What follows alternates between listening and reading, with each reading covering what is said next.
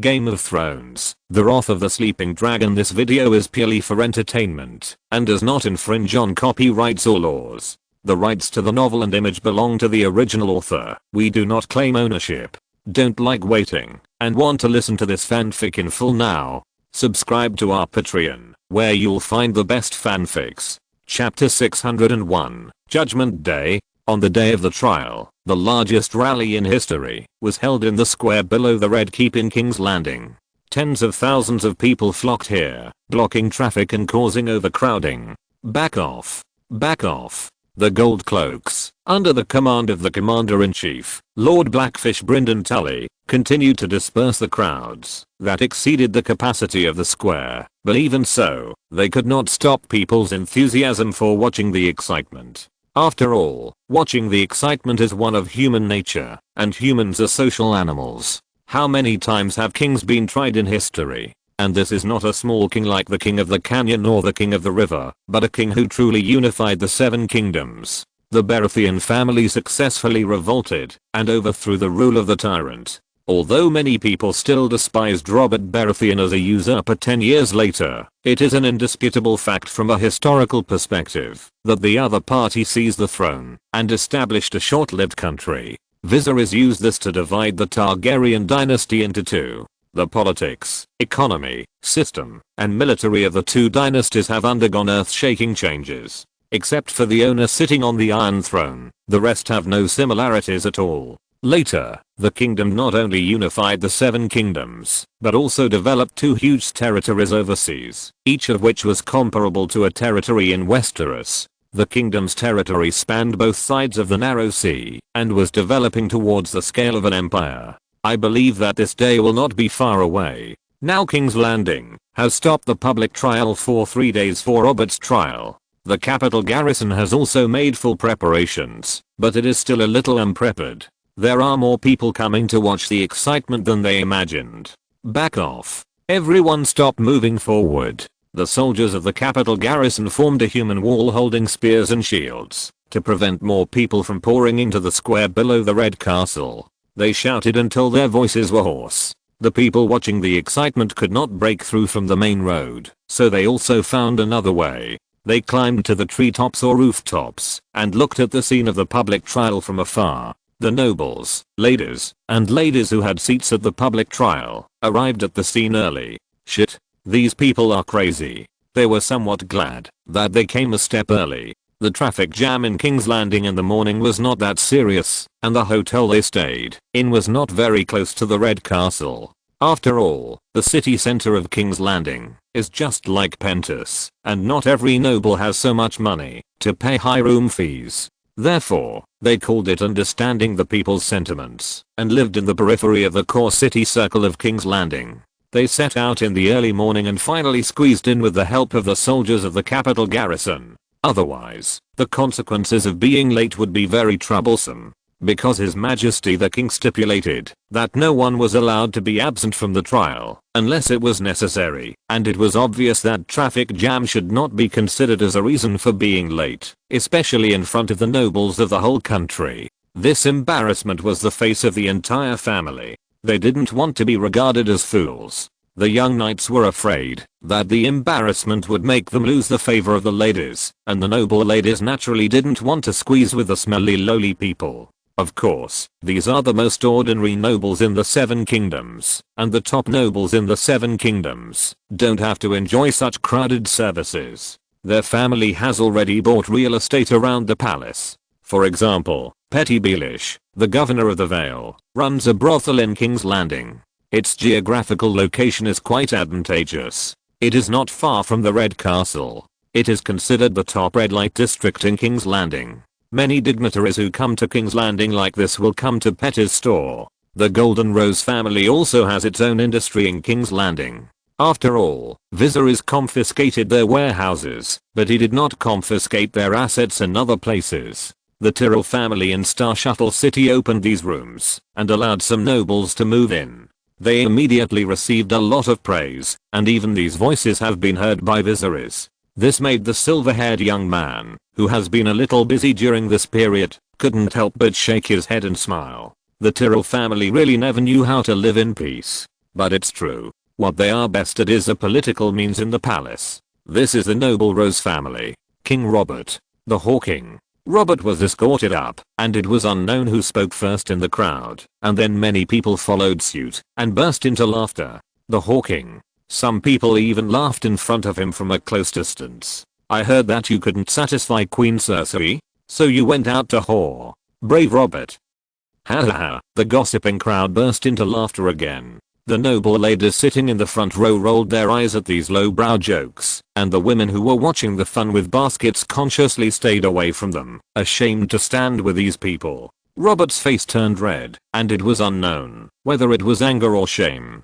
He had never been humiliated like this, even before he became king. Then Robert Baratheon was escorted to the front of the stage, facing many of the newest dignitaries of the Seven Kingdoms on the stage, and even one of them was the most familiar face to him. Eddard. Although Eddard Stark was wearing black clothes, he had not left King's Landing for the north. Moreover, how could the son sit in the main seat when his father was around? Rob, the nominal governor of the north, was still holding a wine jug and serving viseries. Eddard Stark sat among the top nobles of the Seven Kingdoms, with an unnatural look on his face. Next to him sat the new governor of the Stormlands, the Prime Minister John Connington. The grey red-haired man wore the medal of the King's Hand on his left chest and a golden medal in the shape of the Stormlands on his right chest, symbolizing that he also served as the governor of the Stormlands. This was a medal issued to governors of various places after the establishment of the new dynasty, representing their identities.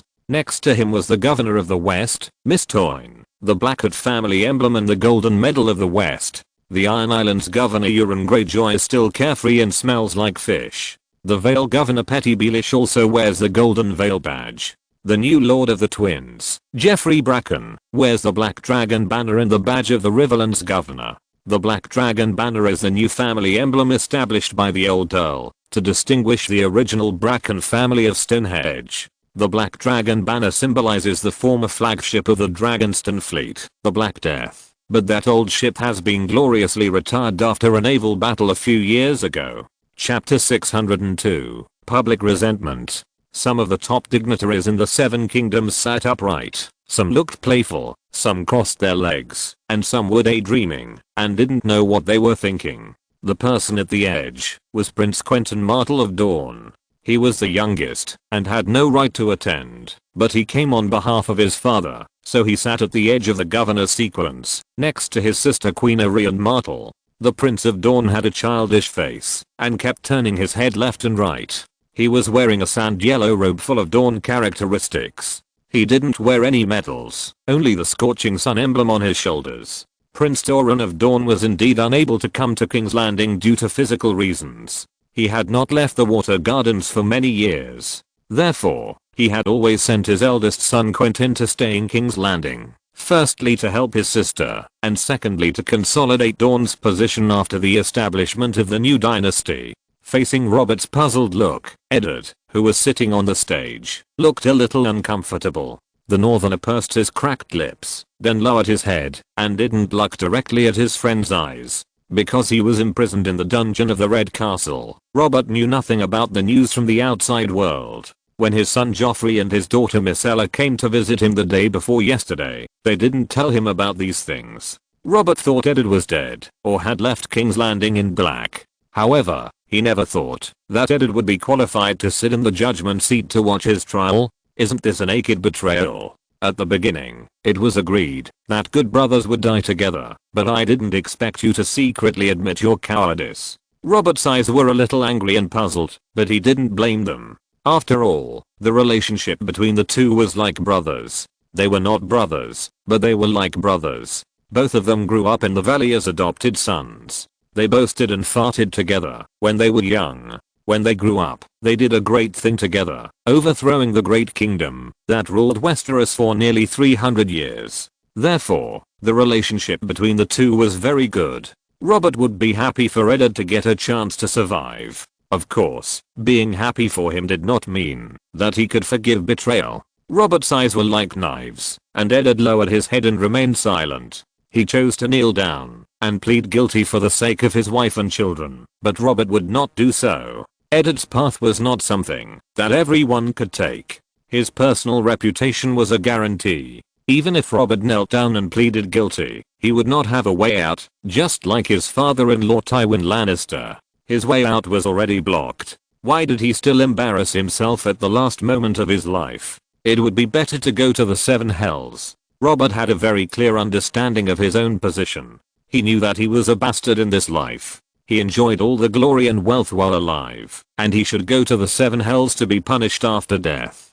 Kneel down. The voice of the unsullied soldiers escorting Robert was cold, and they wanted to force the former king to kneel down, but Viserys waved his hand to stop their behavior. Forget it. A king should not be humiliated. In fact, if we put aside the so-called family feud, Viserys did not hate Robert, even if the other party wanted to kill him.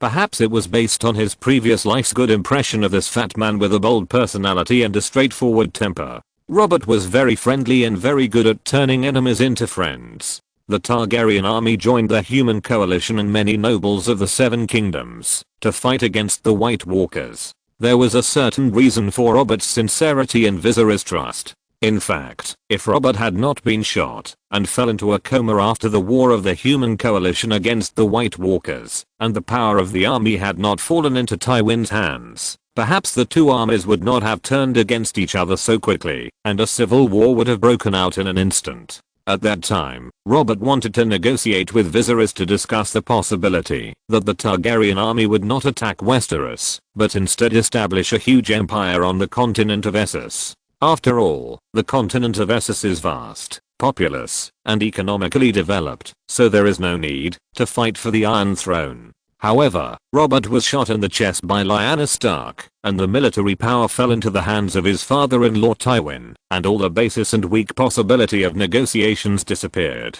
Tywin knew that the Targaryen family would not forgive him once they gained power, so he had to drag more people into the water to save the Lannister family. If he resisted alone, it would be difficult to support it alone. Tywin controlled the power of the human coalition and launched an attack on the Targaryen army. He even shot Balerion with a giant crossbow, which successfully angered Viserys. Then the human civil war broke out. The angry black dragon burned the twins and destroyed the resistance of the coalition. In the end, this civil war swept every inch of the Seven Kingdoms. It took nearly 2 years to complete the unification of the Seven Kingdoms. However, Robert did not seem to appreciate Viserys' kindness. He stood there with chains on his hands and feet and snorted coldly. In fact, the trial of Robert was very simple. There was no need for other witnesses to accuse him. The fact that he was the leader of the rebellion and had usurped the Iron Throne was enough to put him to death. However, the Lord Chancellor was very competent and listed a long list of charges against Robert and found many witnesses to accuse King Robert. There were even many charges that Viserys had never heard of, such as massacring civilians, robbing finances, robbing women, persecuting nobles, etc. However, the most eye-catching thing was that Robert emptied the country's treasury and squandered it. Petty Baelish, Robert's former finance minister, personally attended to testify that Robert squandered the treasury to satisfy his own extreme material desires, making it difficult for the country to operate. The economy was sluggish, and the people's living standards were seriously reduced compared to the period of Mad King Era's second. The funny thing is that the Mad King, who was hated by all the nobles of the Seven Kingdoms, did not cause great damage to the people, while the leader of the rebel army who stood on the side of justice caused the greatest harm to the people. Termite, vampire, fat pig king. If the king who prostituted himself was just a joke among the people, the public anger was ignited by the trial. Ordinary people in King's Landing did not understand the so-called economics and did not know why their living standards had gone downhill, but they could understand numbers and do simple addition and subtraction. Millions of gold dragons were a number they dared not even think about, but they were all squandered by King Robert alone. Especially when Petty Baelish said that it was the king's squandering that caused their living standards to decline, they became even more angry. The scene was suddenly filled with noise and public complaints. Joffrey and Myrcella, who were qualified to attend and sit in the front row, were so frightened that they looked pale and terrified. They had never thought that their father was so unloved by the people. Their mother Cersei hurriedly hugged the two children, calmed them down, and then stood up. Chapter 603 The Last Witness. When Robert sat on the Iron Throne, he not only squandered the money accumulated by the Targaryen family over the generations. At the same time, he owed millions of gold dragons to the Lannister family, the Tyrell family, the church, the Bravos Iron Bank, the Tyrosh merchants, etc. in the name of the royal family. However, most of these creditors had been dealt with by Viserys, and the remaining Tyrosh merchants did not have the courage to come to collect the debts. The scene of the trial was boiling with public resentment. People cursed the extravagant King Robert, while Robert Baratheon, who stood in the center, did not say a word in the face of the people's criticism. He did not have any explanation, and allowed the people to insult him, and even throw things at him. At one point, gold cloaks and unsullied soldiers were even needed to maintain order, protect the prisoners. At the command of the commander of the Unsullied Legion, dozens of unsullied soldiers held up their shields to form a round shield to protect Robert in the center, so that he would not be crushed to death. Bang, bang, bang. However, there were constant sounds of things being thrown at the shields. The unsullied soldiers held their shields in their hands with expressionless faces, like machines, without any retreat. Everyone, stop. Back off. Back off. Catch anyone who dares to disrupt the order again.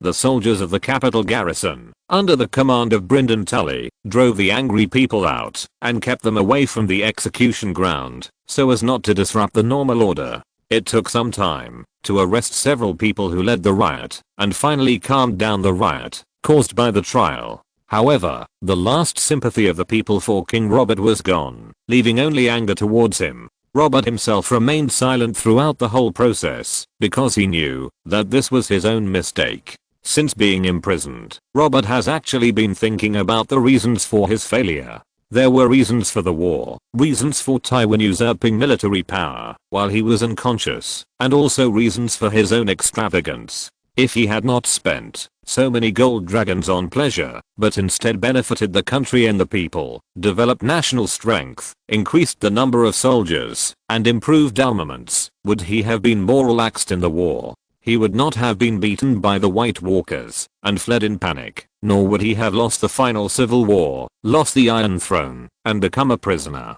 However, it is no use reflecting on the mistakes he made back then, and he has no chance to start over. Perhaps if Robert was given another chance to travel back in time, he might not work hard to govern the country, but would struggle for a few days, wait until the time of chicken blood is over, and then continue to do what he should do. Robert did change after becoming king, but in the end his nature was exposed. Then, when all the commotion was quelled, and the scene returned to normal order, the unsullied soldiers withdrew the shield formation, and released Robert Baratheon, who was protected in it. Hurry up, boy. Robert stood in the center of the venue, with heavy shackles on his hands and feet, and a messy beard on his face. He looked up at Viserys on the stage, and there was only this silver-haired young man in his eyes, and then he spoke impatiently. Don't you just want my head? He was already tired of the trial and just wanted to end it all quickly. However, at this moment, the last witness was also ready to go on stage. Cersei, the former queen sitting in the nobles below, was still wearing the clothes of a maid, and chose to turn a blind eye to the curious eyes around her. Her long golden hair was tied up with a beautiful hair accessory. Although she didn't have beautiful clothes, Cersei still dressed up today. Cersei stood up from her seat, then squatted down, and hugged her two children. Joffrey, mother. The golden-haired boy still had fear and unwiped tears on his face. It was obvious that the chaotic scene just now frightened him. He thought that this group of people wanted to eat his father alive, and even he and Myrcella were going to be implicated, being pointed at by the angry people and called bastards. Protect your sister. Mother, where are you going? Joffrey asked in fear, reaching out to grab his mother's skirt, but Cersei didn't say much, just wiped the tears on Joffrey's face, then stood up with her skirt lifted, and walked towards the witness stand. On the other side, Robert, with shackles on his hands and feet, was glaring at Viserys on the trial stand, cursing non-stop, and only wishing for a quick death. But at this moment, he saw the last witness coming up from the corner of his eye. Robert turned his head and stared at Cersei with a pair of copper bell-like eyes. He didn't expect that the last witness to accuse him was actually his queen. Cersei, you. Why? The man with a grey beard like an iron tower couldn't help but speak. His voice was low and hoarse, full of confusion. He was already dead. Why did Cersei come up? To give him the most fatal blow. Have you forgotten, Robert? However, the maid with long golden hair raised her hand to touch her hair and raised her delicate chin. Her eyes were slightly red, but she held back her tears. I asked you if you loved me, even just once. But you said no. When Robert was just escorted to King's Landing, Cersei took her 2 children to visit him. However, before leaving, Cersei leaned against the door and asked the last question. She asked Robert if he loved her, but Robert shook his head and said no. Since then, Cersei has completely given up on Robert and has no thoughts about him. Perhaps the former Westerly girl also had a longing for her husband when she first married into King's Landing. After all, her husband was a great hero who overthrew the tyrant. However, Robert was in bed on the wedding night and she was calling out the name of another woman. Then Cersei stopped looking at her husband, but turned her head to look at the trial seat, and then straightened her face and spoke. Your Majesty, my lords. As a wife, she testified some evidence about her husband's crimes and revealed some secrets of the royal family. However, many of these witnesses had already narrated them, and Cersei repeated them again, which made many nobles of the 7 kingdoms look at each other in bewilderment, wondering why Cersei was asked to come up. But on the trial seat, some of the prominent nobles already knew the reason. They looked at the top of Robert's head with sympathy, and then turned their heads to look at the 2 children.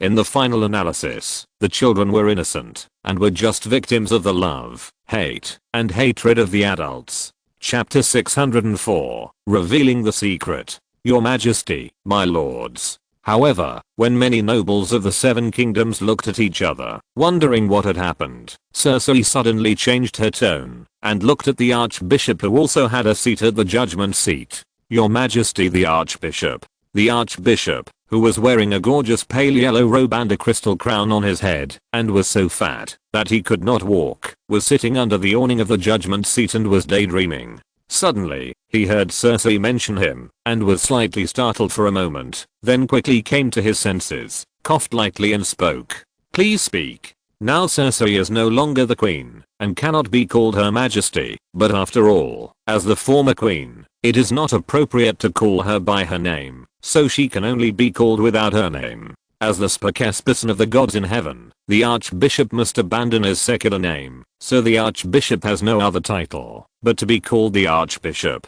In order to distinguish them, there are the Archbishop of the Stonemason, the Archbishop of the Fat, or the Archbishop before the Fat. I want to repent. Cersei didn't care about the Fat Archbishop's embarrassment. She looked up at the ministers on the stage, then reached out and smoothed her hair again, tucking her golden hair behind her ears. I made a terrible mistake. Cersei didn't turn around to look at her husband when she spoke, and Robert, with his hands and feet in shackles, stared at Cersei blankly. He suddenly had a bad premonition. Please continue. The Fat Archbishop didn't know what Cersei wanted to say, and he instinctively felt that something big was about to happen. He turned around and looked at Viserys, who was far away from him, for help. However, the young silver-haired king was talking to the eldest princess beside him. He didn't receive his look of help, and it was impossible for him to give him any hints, so the Fat Archbishop could only bite the bullet and let Cersei continue. But Cersei would not wait for the Fat Archbishop's signal, but continued to speak on her own. My husband betrayed me, as you said. You called him the Hawking, and the Hawking. Everyone in King's Landing knows that my husband, King Robert, went out to whore and violated the obligation of marital fidelity. I'm humiliated, but for the sake of the royal family's reputation, I still have to put on a smile and pretend that I don't know about it. The beautiful blonde queen of the former dynasty talked about this matter, and her red eyes finally couldn't help but shed tears. Cersei, a maid who once served her, finally couldn't stand it and brought her a handkerchief. The woman's tears made all the nobles and people of the 7 kingdoms silent, especially the tears of beautiful women, which were a deadly weapon. Many people even felt sympathy, but it was unknown how much truth there was in these tears. If Cersei can be released, I'm willing to marry her and become the father of 2 children. Practice has proved that Cersei has fertility, and she is still young and can give birth. I hope she can give birth to a boy for me. A patriarch of a knight family without a castle spoke to his companions. His hair was a little grey. He had married 2 wives, but both died of illness and left no children. Robert's face was tense, and he even showed a little guilt. He had a strong sense of the world of martial arts. He dared to love and hate, but he forgot very quickly. Cersei's words also aroused a little guilt in his heart. He seemed to be really sorry for his wife. However, the blonde woman in the witness stand took the handkerchief handed by the maid and wiped the tears on her cheeks slightly. She saw that her words successfully mobilized the emotions of the nobles and people of the 7 kingdoms, and then took a deep breath. Although she was prepared, she still needed to muster up her courage when it really came to this moment. She knew very well that there would be no turning back if she took this step. Then Cersei took a deep breath and continued to speak. So, in order to avenge my husband, I have been having an affair with someone else. Cersei wiped her tears and suddenly said something shocking. This person is my brother, Kingslayer Jaime Lannister. Cersei's words made the scene silent and then exploded like a thunder in the trial scene. After hearing this, the nobles of the 7 kingdoms were stunned for a moment, and then there was an uproar, and the people of King's Landing who were watching were also in an uproar. Queen Cersei has been having an affair with her brother? Isn't that a cuckold to the king? Among them, there were those who reacted quickly, and their eyes instantly fell on the 2 poor children sitting in the front row of the noble seats. They saw the golden hair of Joffrey and Myrcella, and then they widened their eyes, knowing that Queen Cersei might not be lying, and these 2 children, and the most angry among them was undoubtedly Robert, who had been cuckolded for 10 years without knowing it, and even made it public in public, which really became a joke. Cersei, you slut. His eyes were red and bloodshot, as if he was about to eat someone. He stared at Cersei, who was so close to him, and wished he could eat her up. The guilt he had just felt was gone, and all turned into anger. However, Cersei turned a deaf ear to Robert's roar, and didn't even look at him. There was a smile on the corner of her mouth, and she only felt the pleasure of revenge. Cersei's words instantly ignited the emotions at the trial scene. People were in an uproar, but with a lot of discussion, the soldiers of the capital garrison instantly felt the pressure, and kept shouting at the people not to move forward, and maintain order at the scene. Queen Cersei is having an affair with her own brother? Are those rumors true? It is said that Jon Arryn found out about it back then. Even Jon Arryn summoned soldiers to the Red Keep and surrounded Meagher's Holdfast. If Lord Barristan Selmy hadn't stopped him, the people in the noble seats were constantly whispering to each other, and in the chaotic crowd, the wandering Knight of the Vale, James Stone, opened his eyes wide. His hands were still bandaged, and one hand was on the hilt of the sword. He never thought that Cersei would actually disclose the identities of the 2 children in such a public place. Cersei. Jaime was stunned on the spot, as if he was struck by lightning. He wanted to rescue his father yesterday, but he still injured it at the last moment. If Viserys decided to execute Cersei today, he would rush out and die with Cersei no matter what. But he never thought that such a thing would happen. Cersei would not be executed. Viserys fulfilled his promise to Cersei, but Cersei attended the trial as a witness. The nobles and common people of the 7 kingdoms were talking about it. The more slow reacting people also cast their eyes on the 2 children and looked at their golden hair. That's right. However, Cersei stood in the witness stand. Since everything had been said, she might as well throw the pot. Joffrey and Myrcella are not Robert's children, but mine and James' children. Chapter 605, Joffrey Water. Although many people had probably guessed this possibility long before Cersei admitted it, because King Robert's 2 children, Joffrey and Myrcella, both had golden hair. But hearing Cersei's own admission still caused an uproar, and people talked about it, and even the people in the trial couldn't help whispering. Many of the nobles of the 7 kingdoms in the trial didn't know about this in advance, until Cersei suddenly revealed it. There is such a thing. Robert. Eddard Stark's weather-beaten cheeks were tight, and he looked at his good brother Robert with a complicated expression. Joffrey and Myrcella were not his children. How big a blow was this? Eddard thought of the girl Milestone and the Vale. Robert still left his bloodline, but they were all illegitimate children, and no one could inherit his name. This is shocking. Lord Geoffrey Bracken, the governor of the Riverlands, was shocked. He had been busy clearing out the bandits around the twins and repairing this abandoned castle. After returning to King's Landing, he was busy with official duties and had no spare time to listen to rumors on the streets. Yes, Lord Bracken, this is the first time I've heard of this news. On the other side, Petty Beelish, the governor of the Vale, who was wearing a black cloak and leaning on the back of a chair with his legs crossed, echoed the old general's words and spoke in a clear voice. Queen Cersei is not of the noble blood of the true dragon, and she has given birth to two bastards. So it seems that Prince Joffrey and Princess Myrcella should not have the surname Baratheon. He intended to have a good relationship with the top dignitaries in the Seven Kingdoms in the future. After all, Littlefingers' path to promotion was somewhat special. He relied on selling out his master for glory. Moreover, they all had surnames and family power, but the Beelish family was rootless and powerless, and it was much more difficult for them to gain a foothold than others. Yes, the poor two children. What should their last name be? Is it Lannister? Perhaps they should be called Joffrey Waters. Lord Geoffrey Bracken was not aware of Littlefinger's tricks. He was not very good at politics, otherwise he would not have been exhausted and resigned from the position of Prime Minister to concentrate on being a naval commander. Therefore, in the face of the initiative of the governor of the Vale to approach him, the old earl also nodded politely in response. The governor of the Vale and the governor of the Riverlands chatted on the stage, and more people at the scene focused their eyes on the two children. As the Lord of the Twins said, the most pitiful are these two children.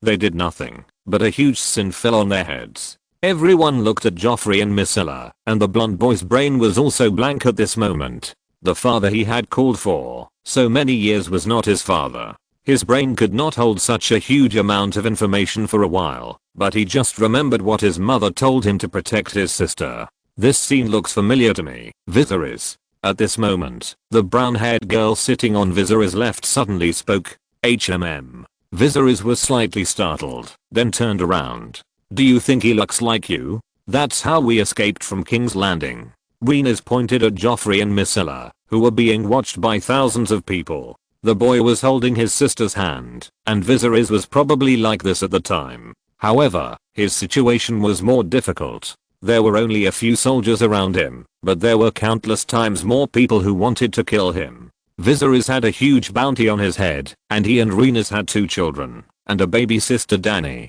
The silver-haired young man was speechless when he heard Rhaenys compare himself to Joffrey. You know, Joffrey is the most annoying character, not even one. No. Joffrey is not my child. I was just over 10 when Cersei was pregnant with him. Puff. Viserys' unfunny joke amused Queen Arianne on the right, who covered her mouth with her hand and couldn't help laughing. However, at this moment, Robert, who had been ridiculed and insulted countless times and received the most attention after Joffrey and Myrcella, suddenly spoke. Alright. His voice was low, trembling, full of oppression, and his breathing was heavy, like a silent volcano about to erupt. He clenched his fists, lowered his head slightly, so that his cheeks could not be seen clearly, but the chains that bound his hands and feet trembled, and made a sound of being overwhelmed.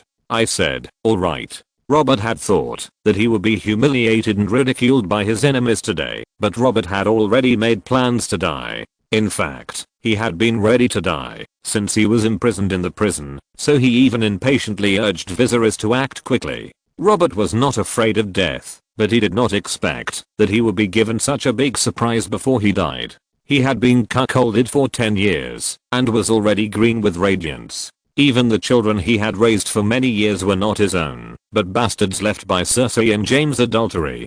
Based on Robert's trust, he did not think much about it. However, now that he thought about it, the two of them might have already rolled around in his bed, and even when the two looked at each other, their eyes were full of special feelings. But Robert was very generous at that time, and he did not think about it at all. He also never thought about why his two children were blonde like their mother, while other members of the Baratheon family, including his illegitimate children, had black hair.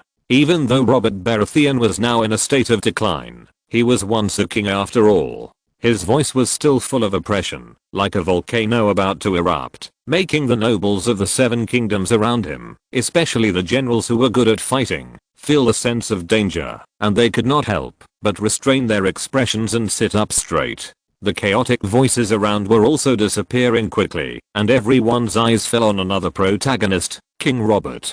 Cersei, stop talking. Robert Baratheon lowered his head, the chains on his hands clanged, his arms trembled slightly, the muscles on his shoulders bulged, the dark veins on the back of his heavy hands bulged, and he clenched his fists. On the other side, the blonde woman standing in the witness stand, turned her head when she heard her husband's voice. The corners of her mouth still had a happy smile of revenge, and she turned her head and was about to continue to mock. However, when she saw her husband's current state, the words on her lips suddenly stopped, and then she swallowed them. Chapter 606 In the Name of the King. That's enough. The noisy voices around them all quieted down, and the nobles of the Seven Kingdoms also stopped whispering, with surprised expressions on their faces. Robert's hoarse and low voice suddenly made Cersei feel a strong sense of danger in her heart, which she had never felt from her husband. It seemed that, if she said another word, the Knights of King's Landing would not be able to guarantee her survival. Cersei couldn't help but shrink back, her face a little doubtful. At this time, Robert finally raised his head, his eyes like copper bells were full of bloodshot, and people couldn't help but shudder slightly. However, he didn't look at Cersei, but looked at the judgment seat, looking at the familiar or unfamiliar faces on it. Their faces were filled with various emotions of ridicule or sympathy for themselves, and finally fixed on the cheeks of the silver-haired young man. Viserys had just chatted with his queen and niece, with a smile on his face. Then he keenly noticed Robert's gaze, turned around, crossed his fingers on the table, leaned on the back of the chair, and the smile on his face slowly faded. I'm willing to plead guilty, boy. Robert opened his bloodshot eyes, looked up at Viserys through his messy hair, and spoke word by word. Oh, Robert, are you willing to plead guilty? The silver-haired young man sitting on the trial bench narrowed his eyes slightly when he heard Robert's words. Yes, I'm guilty. Robert still stood there with a hoarse voice, but it was not until then that people realized that the shackles on King Robert's hands and feet had been severely deformed, and the edges of the shackles were stained with blood. His wrists were bleeding, and blood dripped onto the ground. The power of King Robert. The nobles of the Seven Kingdoms around couldn't help but gasp when they saw this scene. Although everyone knows that King Robert is synonymous with power, such a scene is still too scary. He almost broke the shackles on his hands with his bare hands in anger. On the other side, Cersei's face was also full of doubts and fear. Fortunately, she had a keen sixth sense and sensed the danger and shut her mouth in time. Otherwise, if she continued to talk, no knight in King's Landing could save her, even if her lover Jaime Lannister stood in front of her. The commander of the Unsullied Army, Blackworm, and the commander of the Capitol Guard, Brynden Tully, saw this scene and their pupils shrank slightly. Your Majesty. Then they all turned their heads to look at Viserys, to see if they should control the prisoner first, and change a new set of shackles for him, but Viserys raised his hand to stop them, and did not interrupt Robert's words. I admit that I overthrew the Mad King's rule, ended the Targaryen dynasty of 300 years, seized the throne, and personally killed Rhaegar Targaryen, the rapist who raped my fiancée. Robert said viciously. I admit that I killed women and children in the war. I admit that I went out to visit prostitutes and squandered millions of gold dragons. I'm guilty. But my crime is that I did not eradicate the Targaryen family. I'll let you live. If I killed you, I would still be the king now. My crime is that I believed Jon Arryn's words, that her father would contribute to the stability of the throne, and married this bitch. Robert pointed his finger at Cersei standing aside, making the blonde woman's face slightly pale. She noticed that Robert's emotions were a little out of control, and she quietly wanted to stay away, fearing that he would suddenly catch her and kill her. At this moment, Cersei also regretted provoking Robert too much, but in order for the two children to regain their freedom, or even to survive, she had to reveal the identities of Joffrey and Myrcella. I will never die for killing a rapist like Rhaegar. Robert's crazy appearance made the Unsullied soldiers and gold cloaks present nervous. The Unsullied soldiers formed a circle and surrounded him with spears and round shields in their hands. Take him. When Rhaenys, who was sitting next to Viserys, heard Robert's nonsense, her face tense, and then she stood up from the chair and grasped the hilt of the Valyrian steel sword at her waist. I will kill him. because Viserys had promised her that Rhaenys would do it herself. When Robert was executed, the girl wanted to avenge her father Rhaegar personally. The unsullied soldiers rushed forward to take down the crazy Robert, and Cersei had already fled far away, her face pale and afraid of being accidentally injured. "I'm the king. You are also the king, boy." However, Robert, who was surrounded in the center, still had bloodshot eyes. He ignored the sharp spears and shields around him, stared at Viserys, and roared in a rumbling voice, "Except you. No one can judge me. No one." The leader of the unsullied soldiers, Black Worm, looked cold and was about to order Robert to be arrested, but was stopped by Viserys again. "Let him finish." The silver-haired young man on the stage stood up, supported Rhaenys' shoulders and let her sit down temporarily. His pair of violet eyes looked at the crazy Robert Baratheon calmly, and his voice was calm. "Robert, how do you want me to judge you?" Viserys' words stopped the unsullied soldiers who were about to pounce on Robert. Robert was surrounded and looked at Viserys standing on the stage, as if he was neurotic. He was no longer angry but laughed. His laughter was loud, and his face turned red under his messy beard.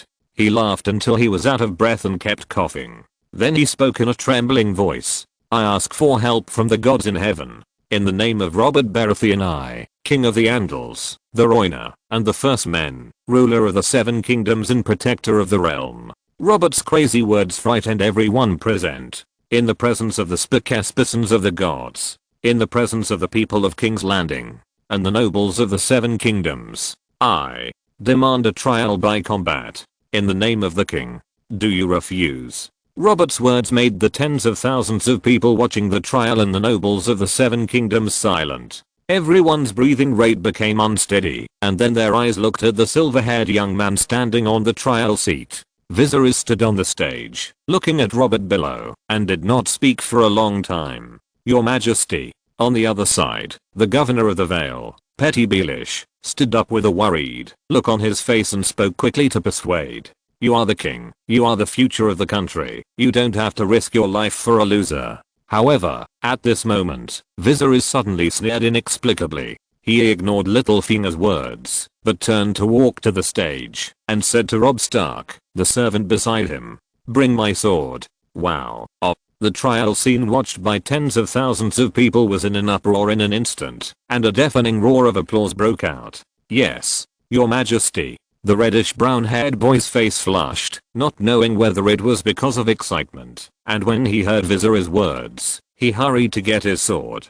If you're listening to this novel on a channel other than Fanfic World, it means they downloaded and uploaded it without effort. We cordially invite you to visit our channel, Mundo Fanfic Novelos. There you'll find the original version of this story and you can explore many other novels of various genres. We're waiting for you to immerse yourself in a world of incredible novels. Chapter 607 Showdown. Your Majesty, you don't have to fight in person. I'm willing to fight for you. The red-haired female Knight Maya, who was standing next to the king and queen, spoke with the dragon-slaying sword in her hand. Irian, who was sitting next to Viserys, also changed her expression several times. She knew that, although her husband had fought only a few times, he was very skilled in fighting. When he was 16, he easily defeated Gregor Clegane, the Mountain, who was known as the number one evil in the Seven Kingdoms, one-on-one, and later captured the Giant King. My love. However, Irian grew up in the Flowing Water Palace after all.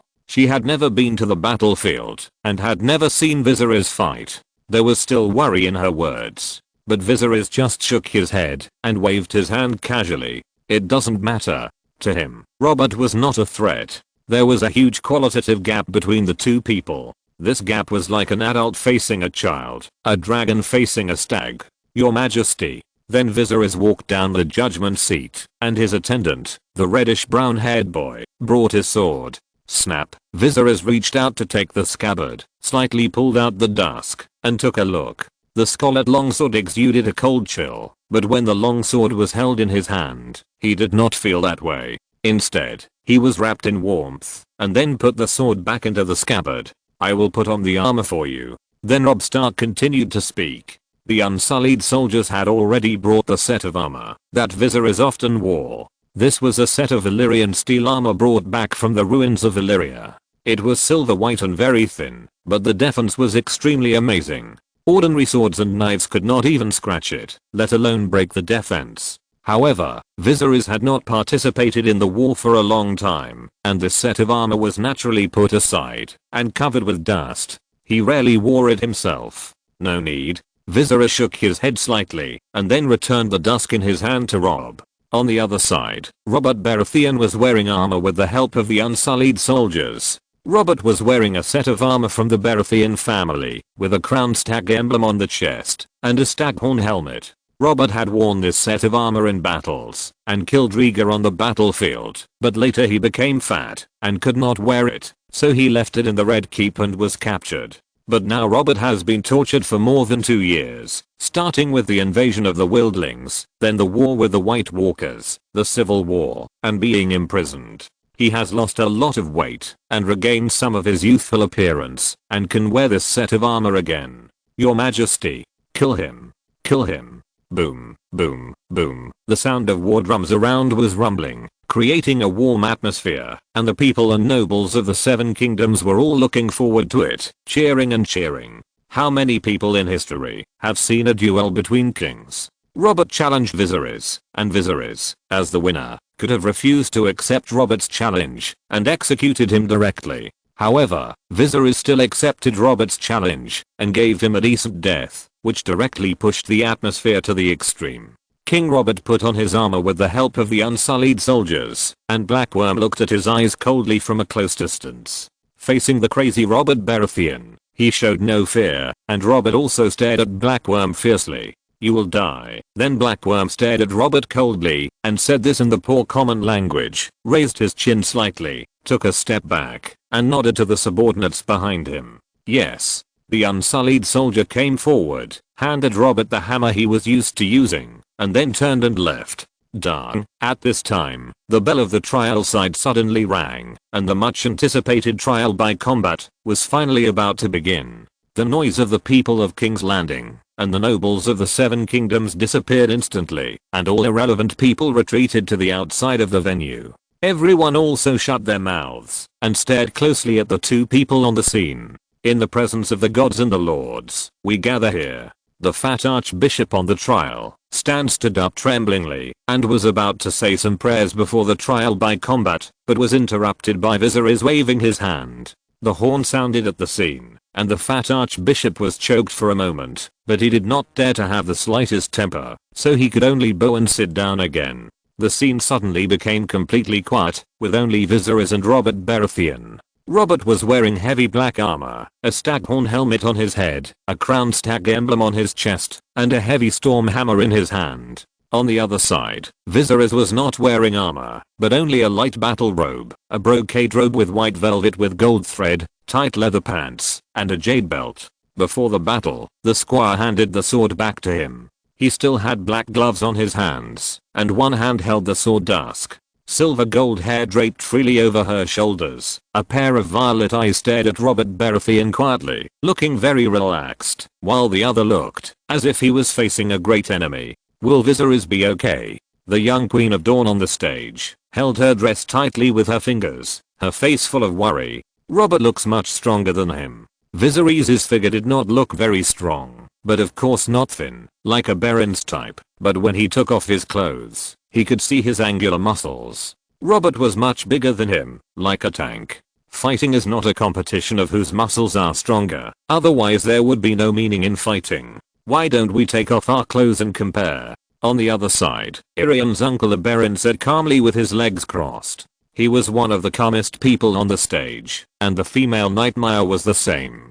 Both of them were mercenaries who had experienced many battles and had rich combat experience. Sometimes, you could see the clues of the masters fighting just by standing there. Look at the two of them standing together. The winner is already decided. Viserys' attitude was calmer, while Robert felt as if he was facing a formidable enemy. The contrast between their attitudes was reflected in the contrast of strength on the field, because only when facing the opponent face to face would the feeling be stronger. The two of them slowly paced in the field, keeping a certain distance. You must have wanted to kill me a long time ago, Robert. The silver-haired young man looked at Robert with the scabbard in his arms, and then asked abruptly, Chapter 2 please revise and republish. Chapter 608 Secret. After all, when I was young, I saw many assassins in the name of Robert Baratheon. Assassination, poisoning, and shooting arrows are all available. They claim that, if I kill them, they will give me any castles in the 7 kingdoms.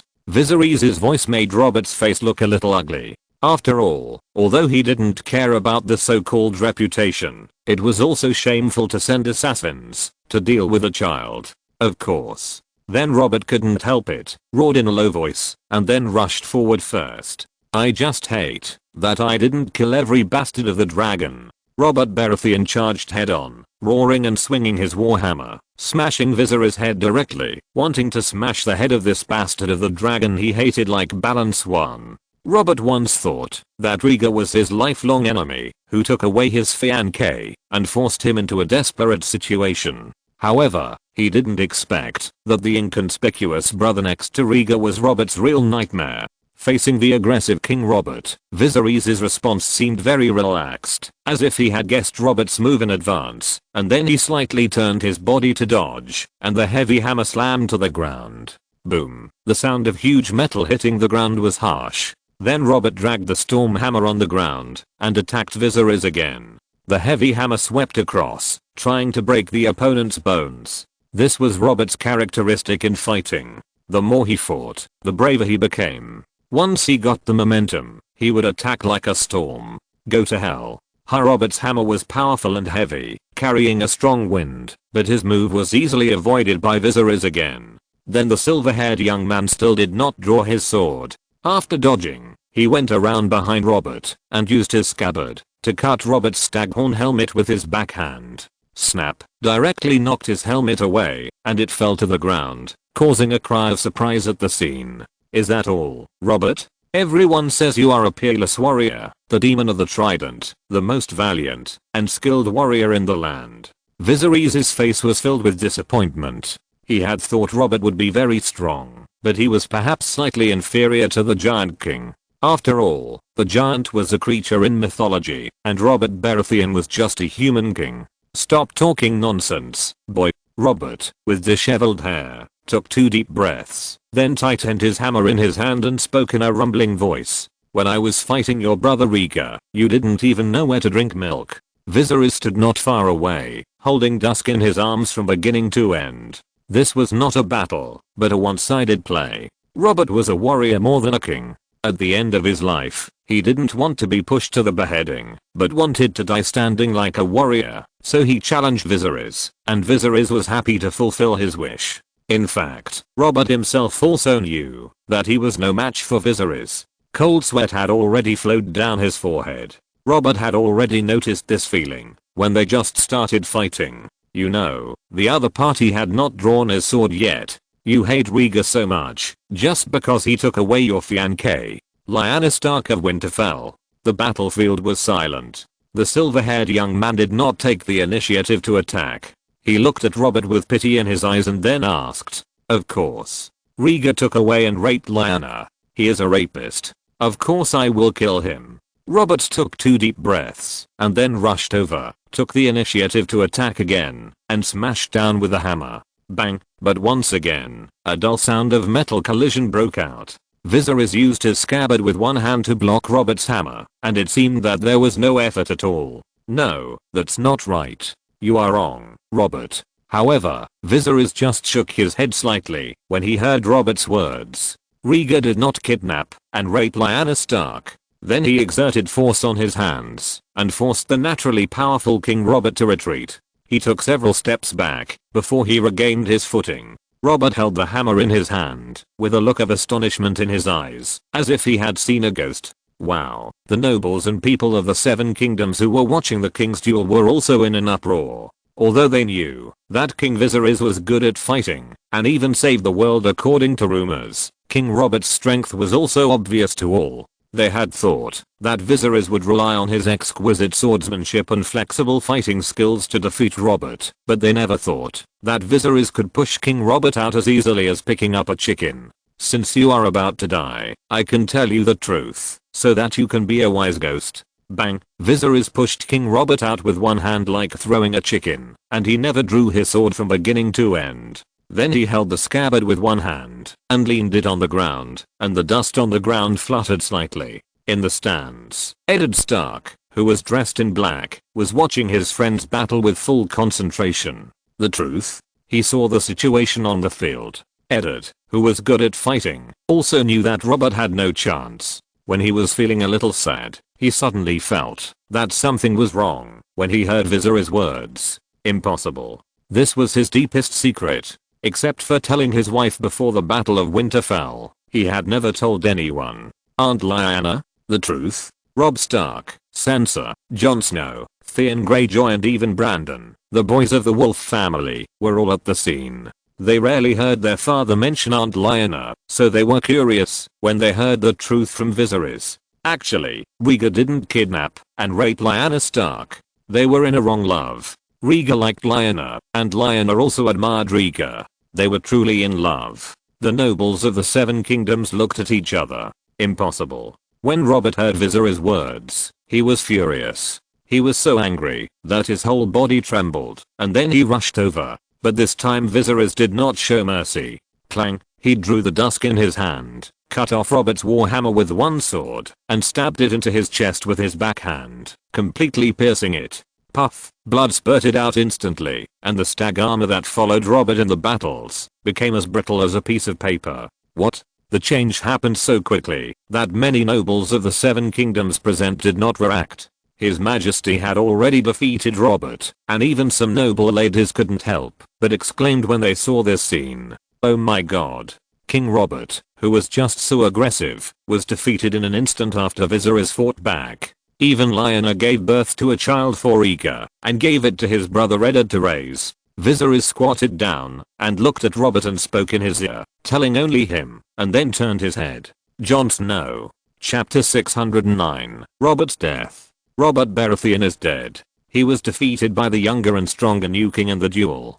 Sometimes the rules of human beings are similar to the law of the jungle of animals. Survival of the fittest. After successfully seizing the Iron Throne, Robert did not manage his country down to earth. Instead, he quickly fell into depravity and began to squander. In the end, he died on the spot in the duel between the two kings. Viserys cut off his warhammer with a sword, just like his rough and magnificent life, and then stabbed him in the chest with a backhand, ending his life, and his body fell in a pool of blood. However, before Robert died, Viserys chose to tell him the truth of the matter. The goddess he dreamed of did not like him. The love he thought was just a pitiful unrequited love. Even his goddess eloped with someone else and gave birth to a child for someone else. Of course, this is actually a very simple multiple choice question. A rough man who drinks and whores all day and swears, and another prince who can conquer the beauty of the girls of the Seven Kingdoms, handsome, versatile, and even superb in martial arts.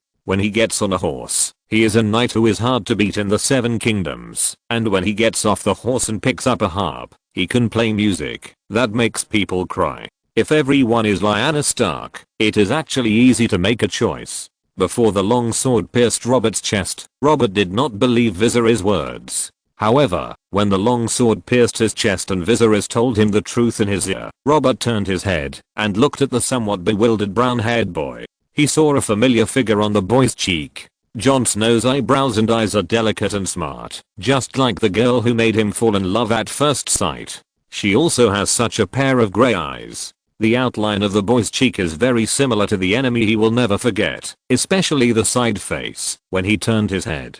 If Viserys hadn't reminded him, perhaps the careless Robert would never have discovered that the appearance of his good brother Eddard Stark, the illegitimate child, was the perfect fusion of Rhaegar and Lyanna's appearance. This was the child of Rhaegar Targaryen and Lyanna. After seeing this child, Robert finally believed the truth Viserys told him, and his belief collapsed. It turned out that the Targaryen family he had been chasing hard did not kill Lyanna, but he was the one who really killed Lyanna. Rhaegar and Lyanna were truly in love, and he was just an insignificant passerby. Robert, who had thought about all this clearly, couldn't help trembling, perhaps because of the spasm of his muscles before death, or because he couldn't accept such pain. His eyes were full of bloodshot, and the blood foam sprayed from his mouth dyed his beard red, and his eyes were fixed on his good brother Eddard Stark on the table. Eddard had a complicated expression on his face. He took a deep breath and lowered his head, not daring to look directly into Robert's eyes. However, Viserys asked Robert to be a wise ghost, not to mock him. In fact, he still respected him. Robert did not retreat in the war of the invasion of the White Walkers. He bravely resisted the army of the dead and took on the responsibility of a king. This is a respectable opponent. In the end, Viserys told Robert that he didn't need to worry about his affairs after his death.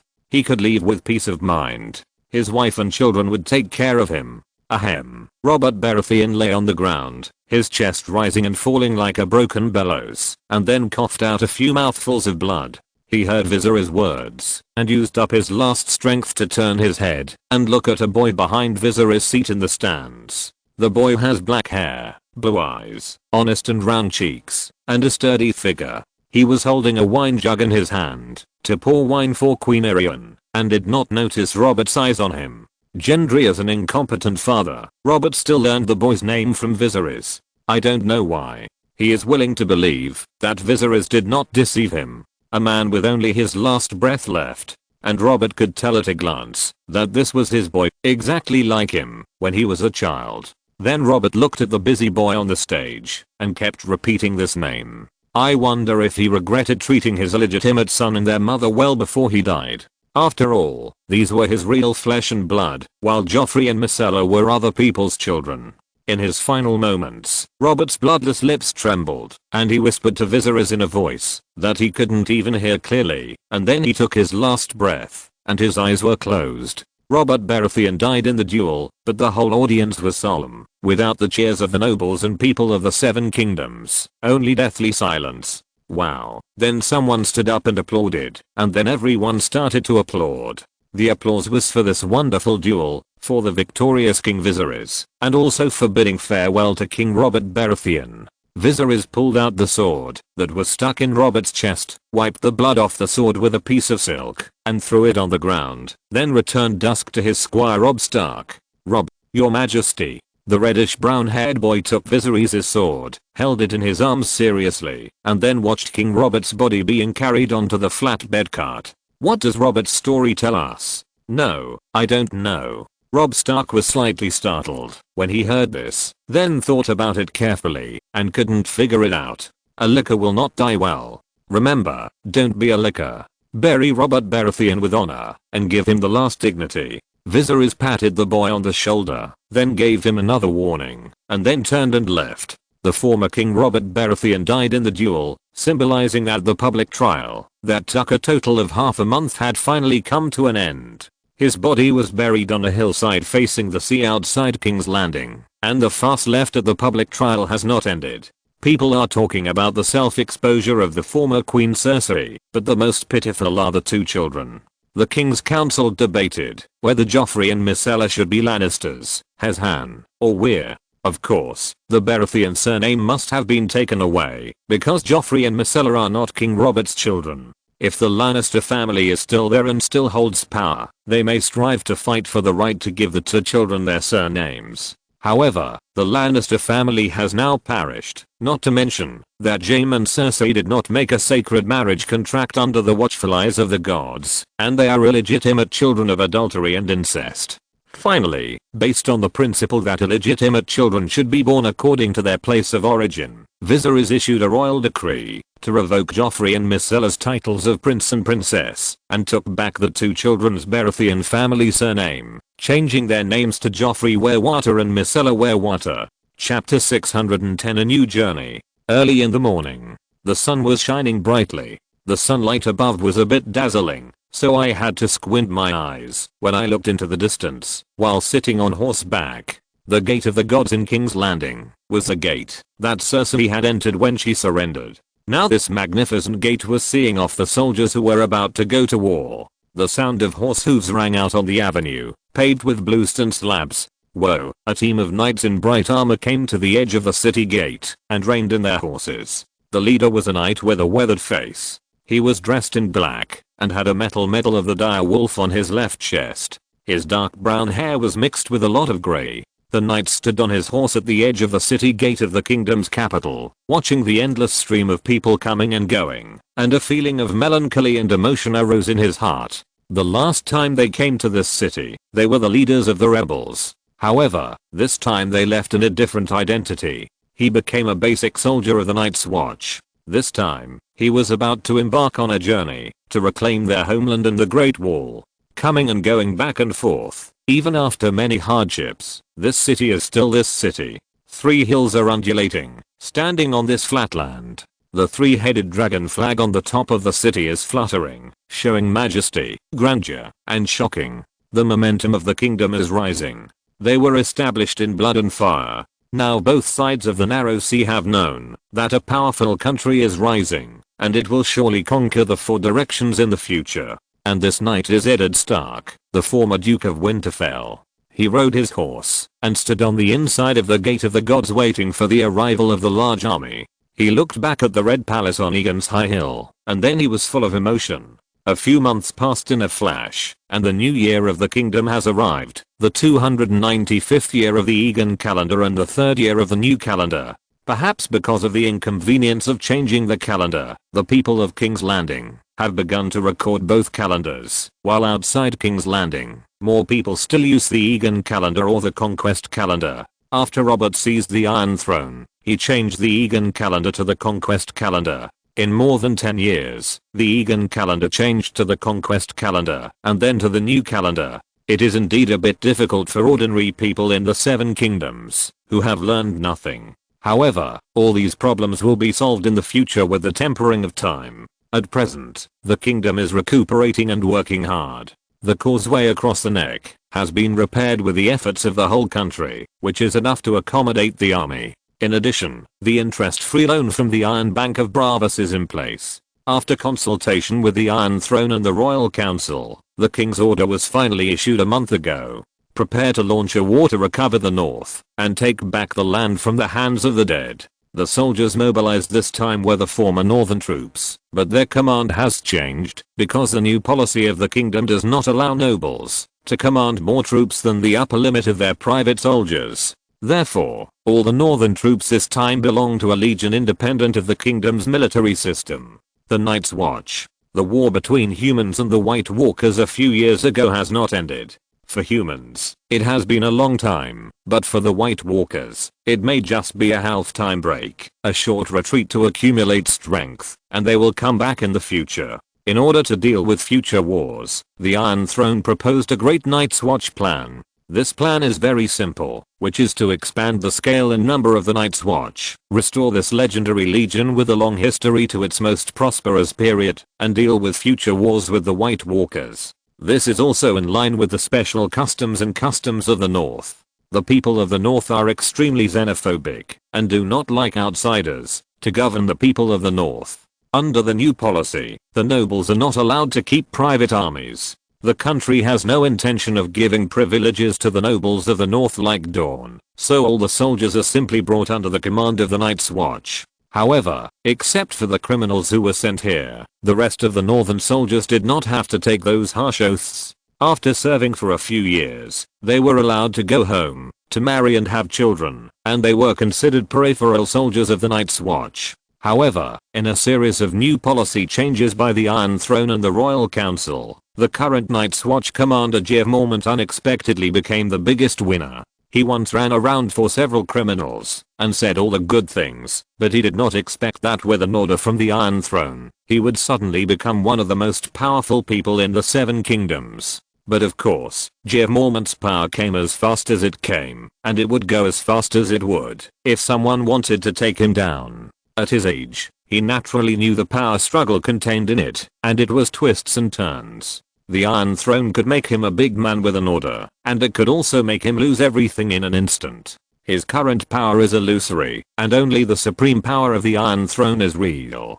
A word can shake the 7 kingdoms and turn the world upside down. Therefore, besides being happy, Jeff Mormont calmly suppressed the fire of his heart, became more cautious, and concentrated on fulfilling his duties, without thinking or asking anything else. Even after this imperial decree came down, countless nobles lined up to visit him, but they were all turned away. "Father, At this time, a warhorse rushed over on the central avenue of King's Landing, and then the knight on the horse turned over and dismounted. Robb. Snap. The person who came to see Eddard off was Robb Stark's eldest son, and Eddard also jumped off the horse, and the father and son hugged each other tightly. "Why are you here?" After letting go of his eldest son, Eddard rubbed his reddish brown hair and asked, "Your Majesty allowed me to come and say goodbye to you." Robb Stark was a little dissatisfied with his father ruffling his hair, and immediately shrank back. "Yeah." Eddard nodded, glanced at the red castle in the distance, and then saw his son dodging, and immediately smiled. "What? Robb, now that you have become the Lord Governor of the North, Lord of Winterfell, you won't let your father touch your head?" A few months have passed, and the calendar has changed. Eddard has also come out of the concealment when Robert just died. After all, people still have to live, and his mood has recovered a lot. "Of course not, father." Robb naturally refuted immediately. He couldn't admit that he paid more attention to his image because he was 1 year older. After all, there are so many noble ladies in King's Landing, and as the Lord of Winterfell, he naturally has to have his own heir. At a previous dinner, he followed Viserys and accidentally met Lady Margaery of the Tyrell family in Starspur City and was shocked by her beauty. Eddard looked at his son's slightly absent-minded look, and the smile on his face was slightly restrained. In fact, although he didn't say it as clearly as the child's mother, as a father he was also a little worried about Robb. After all, in history, most of the Stark family members who came to the south did not have a good ending, including himself. Then Eddard patted Robb's shoulder again and said solemnly, "I'll wait for you in the north, Robb." "Yes." Robb looked at his father and nodded heavily. Chapter 611, Stormhelm Rebellion. Dong dong dong dong. On time, the bells of King's Landing rang, and the melodious horns sounded. The endless army of the Night's Watch began to set off, and headed straight for their hometown under the attention of the public. They were seen off by countless people, most of whom were northerners exiled in King's Landing. They bid farewell to the army of their hometown with tears in their eyes, hoping that they could take back their homeland from the hands of the dead as soon as possible. The local people in King's Landing were not interested. They had no interest in knowing what the situation was in the distant north. For most people, they might not leave this land under their feet in this lifetime, let alone care about the dead at the end of the world. When the army of the dead invaded in large numbers, they might have been terrified all day long, feeling that the end of the world was imminent, but the army of the dead was eventually stopped in the Twins. The Night's Watch rushed north along the King's Road, and when passing the hill outside the city, where Robert Baratheon was buried, Eddard left the team. Robert. He rode his warhorse to the hillside, paid tribute to his good friend, talked to Robert for a while, poured a pot of good wine, and then rode his horse to catch up with the team facing the setting sun. The expedition of the Night's Watch to the north is a big event in the new dynasty. Now the kingdom is stable, but has not completely walked out of the haze, and there are still many things to do. Viserys is not too worried about the expedition of the Night's Watch. The power of the old gods is mainly to travel through the past, but occasionally he can get a glimpse of the future, but unfortunately he can't see it completely, just some clues. Because of this, Viserys can't be a complete prophet of the past, present, and future. He can only glimpse the surface and speculate the direction and development of future events through the only details. And according to the current situation, the expedition of the Night's Watch to recover the north has not been greatly hindered. Only a few scattered whites remained on the northern land. Without the command of the White Walkers, they could deal with scattered mercenaries with their barbarity and ferocity, but they could not fight against the organized army. The 5th Legion of the Kingdom in name, but in fact the more independent Night's Watch only needed to deploy their formation and push forward to recapture their hometown. The night outside the window was fading. The Red Keep stood on Egan's High Hill, and was the commanding height of the entire King's Landing. Among the Red Keeps, Meagher's Holdfast, which served as the King's bedroom, was the tallest. The King's bedroom was extremely spacious, with elegant and exquisite furniture, a huge soft feather bed, precious porcelain vases on the table, and gorgeous curtains and window screens hanging down, fluttering slightly in the wind.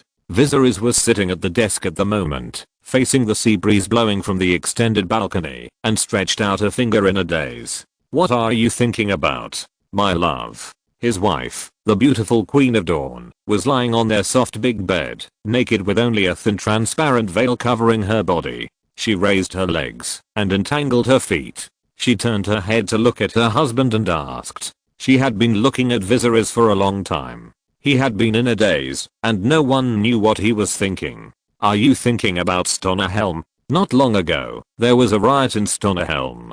The Earl of Stonerhelm, Gian Swan, was dissatisfied with the fact that his last heir, Balan Swan, was killed by Robert in the trial by combat. He believed that the Iron Throne should be given to his son, so he launched a rebellion.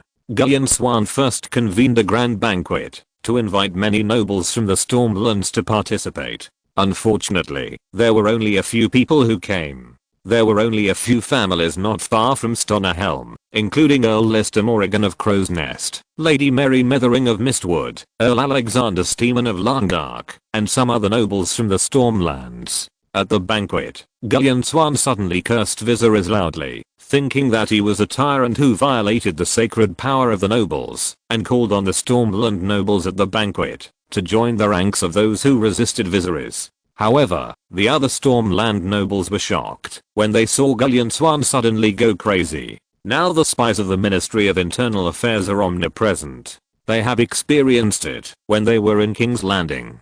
Even the spies can know what color underwear they wear. They were afraid of being implicated by Gian Swan, so they hurriedly got up and wanted to leave the banquet, but they were directly detained by the crazy Earl Swan. Then Gian Swan issued an ultimatum to the nobles he detained, asking all the Stormland nobles to join his rebel army and jointly resist Viserys' rule. He even madly declared that the rainforest had become independent. If the kid Viserys wanted to take his head, he should ride a dragon and burn all the vast forests. Unless all the trees are burned, all the soldiers who break in will be killed by the soldiers of Stonerhelm. However, the riot in Stonerhelm actually happened 3 months ago, but the news was just passed to King's Landing 2 months ago. The reason is that the news in the rainforest is too closed, and the Ministry of Internal Affairs is currently limited to the scope of the King's territory and has not stretched so far. Then the embarrassing thing is that before the Iron Throne personally sent troops to quell the rebellion, this fast stopped. It turned out that the Onion Knight Davos Seaworth, who was responsible for investigating the customs of the kingdom, had just led dozens of border inspection soldiers to Stonerhelm by boat not long ago. They found that there was a riot in Stonerhelm, and the Swan family began to gather soldiers, with more soldiers than his private soldiers, sweeping around in the rainforest. The Onion Knight was trapped in the rainforest and couldn't leave, so he was forced to hide. However, he finally led dozens of his good men to ambush in the rainforest, seized an opportunity and directly broke into Stonerhelm to kill Earl Gian Swan, and quelled the rebellion. Because of the new policy, the nobles' army was reduced and incorporated. Therefore, the soldiers hastily recruited during the Stonerhelm riot were all nearby farmers, who had no combat effectiveness. This is why the Onion Knight seized the opportunity to quell the rebellion. However, it is worth mentioning that, after rushing into Stonerhelm, the Onion Knight also killed several prisoners detained by Gian Swan, including the Earl of Crow's Nest and the Countess of Mistwood. Davos claimed that they had surrendered to the Swan family, so he killed them. These people happened to be the 3 nobles who occupied Storm's End when Stannis was assassinated a year ago. Davos also took the opportunity to avenge his former lord. Chapter 612 Golden Flame. The Stonerhelm Rebellion was just a minor episode for the new dynasty. It did not cause any disturbance in the outside world, but the problem reflected was the tragic situation of the nobles being weakened under the new policy. Even in King's Landing, only Jon Connington apologized to Viserys. His lax management as the governor of Stormland led to this minor accident. However, the successful suppression of the rebellion this time was actually an accident in the strict sense. Although the power of the nobles was suppressed, it was not so weak, otherwise they would not be able to defeat the bandits and brotherhoods scattered around. The real reason for this incident was that most of the newly recruited soldiers in Stonerhelm had no combat effectiveness, and most of them were sent out to attack the surrounding castles, leaving the city empty. In addition, with the awakening of the kingdom's consciousness, the power of the nobles was suppressed. Ordinary soldiers knew about the Iron Throne, the young dragon, Viserys Eye, and the dragon. In fact, everyone was alive and well, and was unwilling to follow Gulliant One in the rebellion. But the change of consciousness is not something that happens overnight. After all, following their own feudal lords to fight is a rule that has been maintained for thousands of years. Therefore, although they are unwilling to follow Gulliant's Win in rebellion, they dare not resist openly. Kill. So, when the Onion Knight led his soldiers into the city with a ferocious look on their faces, they suddenly found that they did not encounter any resistance. Everyone looked at me, I looked at you, and watched these dozens of people rush in and kill their noble masters. The life then dispersed. The matter was over. Viserys was slightly startled when he heard Orion's words, and then shook his head. No, I'm thinking about other things. Then he retracted his gaze and looked at his fingertips. A translucent and illusory golden flame was burning in his hand, but Orion turned a blind eye to it. This touch of fire did not illuminate the surrounding objects. Viserys also tried it and could not light a candle. This little flame seemed to exist outside of this world. It burned quietly from beginning to end, without being affected by any breeze. Nothing in this world could affect it. The only one who had contact with it was Viserys. Viserys seemed to be the only medium between them. Only he could connect the two worlds. In fact, looking at the little flame burning on his fingertips, Viserys was a little surprised in his heart, but he didn't show it on the surface. As a king for so many years, countless people were watching even the slightest expression on his face, so Viserys had learned not to show his emotions a long time ago. This thing. Viserys frowned slightly, and then guessed carefully. He didn't know where it came from or what it was used for. This thing was, when Viserys was meeting the envoy from North Island in the garden of the Red Castle yesterday. When the two were walking, they suddenly noticed the existence of this flame. The Nath heard that a great empire was rising rapidly in the far west, especially when they heard who was the master of this great country, so they sent envoys to visit King's Landing from afar. The Nath are the most peace-loving race in the world. Because they are kind to others, they are often called the people of peace by sailors. The Nath love music, hate war and killing, and even cannot bear to hurt animals and trees, so they only eat some fruits and vegetables, but unfortunately their kind character has become the cause of this racial disaster. Countless robbers and slave traders came to the island of Nath to capture slaves. The Nath were once briefly protected by the Valyrian freehold, but with the collapse of the Valyrian Empire, they once again became a slave wholesale site, and they also exported special spices, fine wines, and exquisite handicrafts and silk. Therefore, when the Nath heard that the descendants of Valyria had once again established an empire, they hurried over to seek refuge. They had once sought help from the Targaryen family, but unfortunately Meager Targaryen did not give them any substantial help. He just gave them some gold and silver and sent them away. But this time, after hundreds of years, the Nath people still came here and wanted to seek help from the new King Viserys. Unfortunately, because of the natural butterfly disease on Nath Island, Viserys was unable to help them, even if he wanted to. This is an extremely bad disease, which is believed to be used by the messenger butterflies raised by the god of harmony believed by the Nath people, to protect the residents on the island. All outsiders who stay on the island will die of the disease within a year. This is also the real reason why the Nath people can survive to this day and have not been completely destroyed. However, although Viserys declined the request of the Nath envoy, he suddenly had an idea and did not say it too firmly. He only said that he would consider sending a fleet to station on the islands near Nath Island in the future, but there is still a war among the 7 countries for the time being, and no decision can be made. However, even so, the young Nath envoy was still grateful, bowed repeatedly to express his gratitude, and then left the Red Castle. He brought his 2 brothers and a sister with him on this trip. It was just right for him to take a walk in King's Landing after finishing his errands. There was no such a magnificent city on Nath Island, only a dragon crystal ruins left by the Valyrians on the island. The matter of Nath Island was a piece of cake for Viserys. He just thought that this would be an opportunity to extend his tentacles to the outside world, so he did not refuse it completely, leaving a little hope for the Nath people. At the moment, Viserys was most concerned about his own problems. After all, the foundation of the Great Kingdom was all on his shoulders. If something happened to his body, it was unknown how long the entire country could last. Viserys did not forget the black fog under the ruins of Illyria, the demonized ancient humans and various creatures, including the demonized dragons. In the bottomless pit under the remains of the old gods beyond the wall, he grabbed an obsidian spearhead and traveled back to who knows how many tens of thousands of years ago and saw the prehistoric children of the forest and the extinct creatures fighting against giant fire-breathing earthworms. The mysterious veil of this world has not been unraveled, including the purpose of the black mist hidden in Viserys' body to help him grow, and whether it will show its fangs one day. He didn't know all this. Then his eyes fell on the suddenly awakened golden illusory flame again. What is it? Viserys couldn't figure it out for a while. After all, he didn't have a teacher, so he could only cross the river by feeling the stones. These secrets still needed him to slowly explore.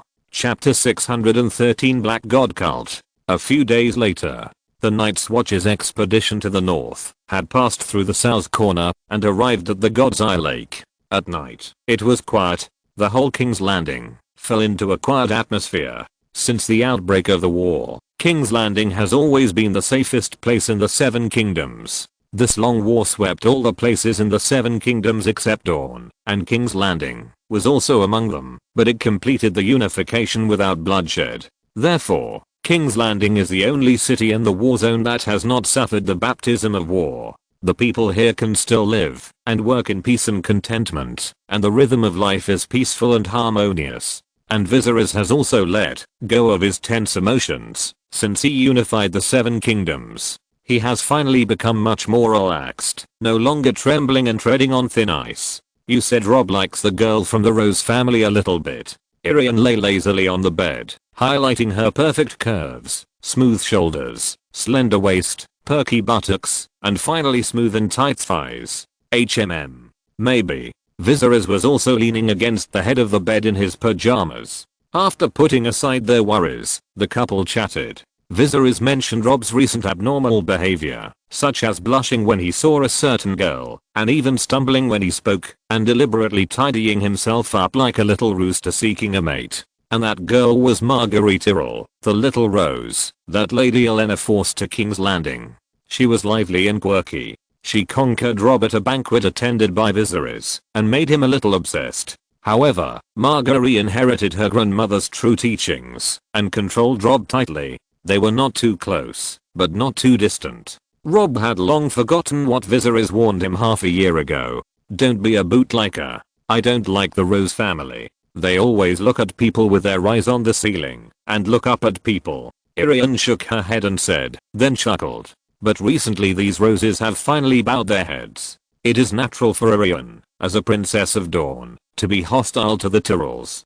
Dawn and the Reach have a feud, and the two sides have been fighting each other for thousands of years. But now that Irian has become the queen, her perspective on things has changed. She is no longer like usual, but more on her husband's side. After all, the Seven Kingdoms are his, and he is his own. But apart from my prejudice against the Tyrells, I also think Rob is not Marguerite's opponent. I'm afraid he will suffer a great loss in the future. Then the naked and plump woman restrained the smile on her face and spoke seriously. There may be some kind of induction between women. Marguerite looks pure and lovely, but in fact she has inherited the true teachings of the Lady of Thorns. Robb Stark has always been trained by Lady Catelyn and edited as an heir. Strategy, politics, etiquette, war, but the only thing he has not been taught is emotion. For a noble like Stark, there is no free love for the heirs, only a union of interests, so there is no need to teach Robb how to get along with girls. Viserys nodded slightly after listening to Irian's words. In fact, he also looked at this matter in this way.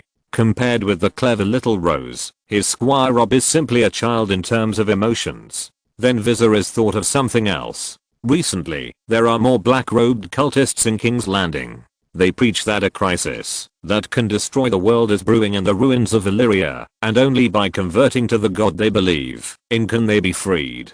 These methods make Viserys feel very familiar, because this is the method used by the Red God cult to gain a foothold in the Westeros continent. Will there be a Black God cult in the future after the Red God cult? Viserys does not remember the existence of such an organization in the original trajectory. However, it is obvious that the vast sea of Illyria did not riot in the original trajectory, and Viserys began to change after coming to this world, and the activities of the ancient ruins and the rampage of the Sea of Smoke may be related to the existence of Viserys. The Black God cult was also born because of the riot and expansion of the Sea of Smoke. After all, the smoke from the riot in the Sea of Smoke had already engulfed the land of Long Summer a few years ago. All ships sailing had to take a detour through the deep sea and go around a big circle to avoid the fog before they could reach places like Slaver's Bay. Although the expansion speed of the Sea of Smoke is not as terrible as it was back then, and it quickly engulfed the land near the land of Long Summer, the spies sent by Viserys to monitor the smoke all year round are still moving slowly at a speed of every minute and every second every day, but the speed has slowed down a lot. Now, after spreading for several years, it has only reached the vicinity of the Sea of Sighs, which is where Viserys and Mire landed after escaping from the Sea of Smoke. Although the places such as the Land of Long Summer and the Sea of Smoke are extremely far away from King's Landing, there are also people living there. Their fear of the riot in the ruins of Illyria is far greater than that of the people in the Seven Kingdoms, just as they don't know what the White Walkers are. This is like a disaster for these people. The Black God cult is obviously a deformed worship that this group of poor people have developed under the fear of the grey fog of the Sea of Smoke. They worship the grey fog, believe in the grey fog, preach the doctrine of destroying the world, and believe that destruction is rebirth. But people who believe in the meaning of destruction will survive the blow of the demon god to destroy the world. Although King's Landing has freedom of religious belief, this newly emerging Black God cult obviously has very strong anti-social intentions and naturally encountered suppression. During this period, the soldiers of the capital garrison were hunting down this group of black-robed believers who believed in the doctrine of destruction. I heard that many portraits of me were found in the recent search for Black God believers. The Ministry of Internal Affairs and Varys' little bad are monitoring public opinion. Yes, Your Majesty. Tyrion unbuttoned Viserys' pajamas, gently circled his chest with her fingers, and then smiled and said, "When I went out hunting, I heard that a small group of people have given up their belief in the seven gods, nor in the old gods or the red god. They believe in you. Me. Yes, they believe that you can lead people to overcome all difficulties and create a country that will always be peaceful and harmonious." Viserys was slightly startled when he heard this, and she looked at her husband's red eyes, then covered her mouth with the velvet quilt, and chuckled a few times, kissed his chest gently, and ran her fingers down his chest. "I think there should be a boy between us. Viserys. If you're listening to this novel on a channel other than Fanfic World, it means they downloaded and uploaded it without effort. We cordially invite you to visit our channel, Mundo Fanfic Novelos. There you'll find the original version of this story and you can explore many other novels of various genres. We're waiting for you to immerse yourself in a world of incredible novels." Chapter 614, Dragon Dream and Menak.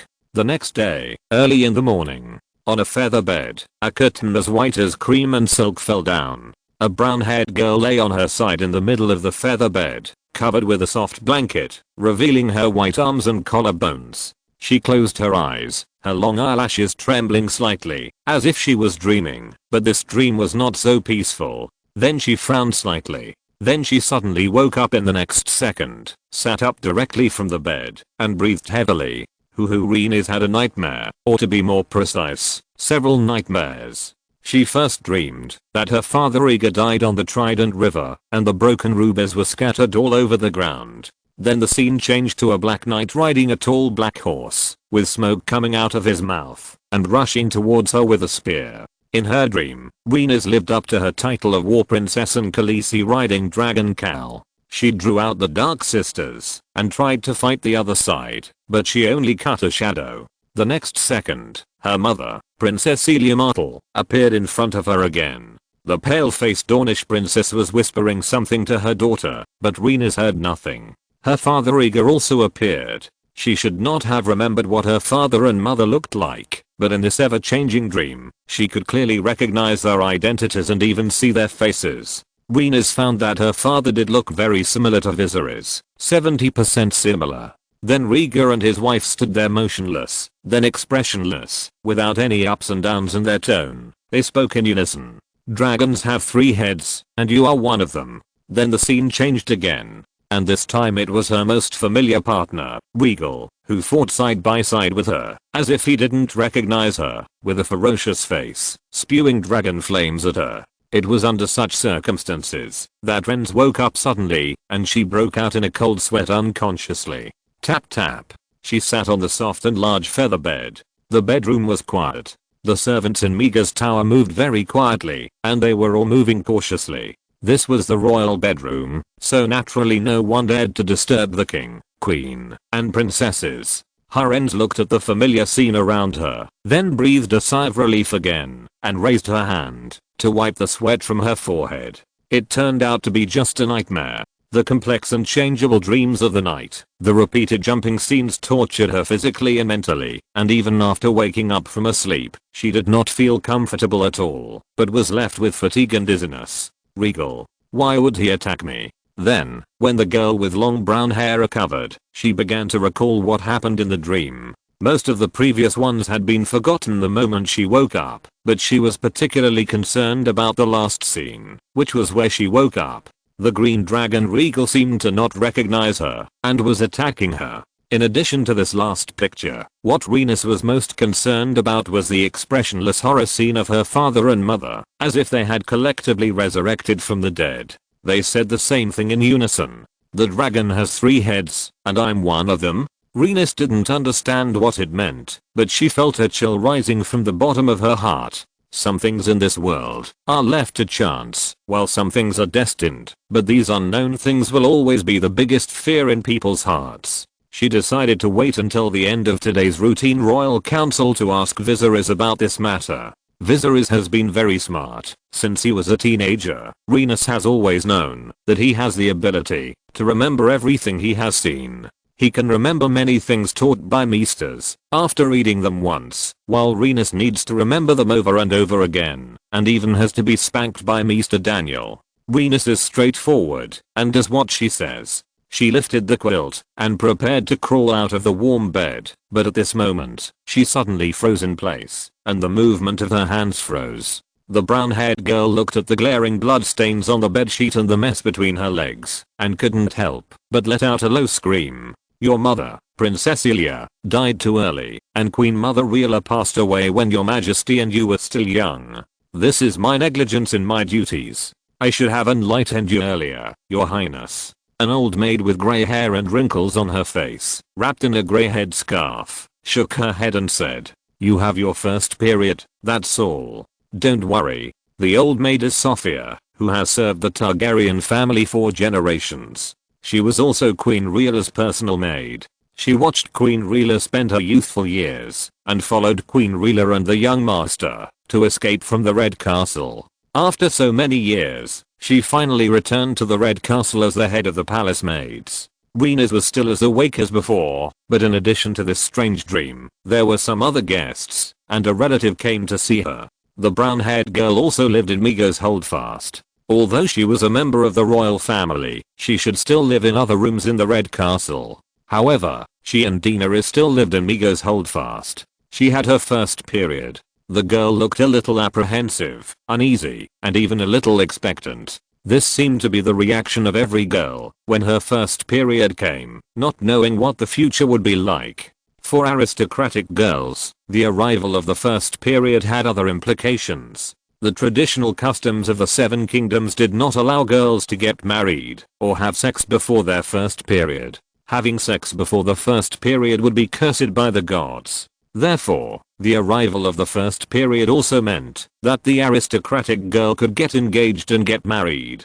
Her family would choose a husband of equal status for the girl at this time, and the families who wanted to marry the girl would also take action at this time. Your Highness. The old maid with a headscarf and wrinkles on her face looked at Renus's dazed look and couldn't help but speak. Your Highness. Ah. Then Renus didn't react until she called for the third time, like a frightened rabbit. The old maid smiled helplessly. The eldest princess had this kind of personality. She had always been lively and active since she was a child, but she became more restrained after growing up and became more like a young lady. You have become a woman, Your Highness.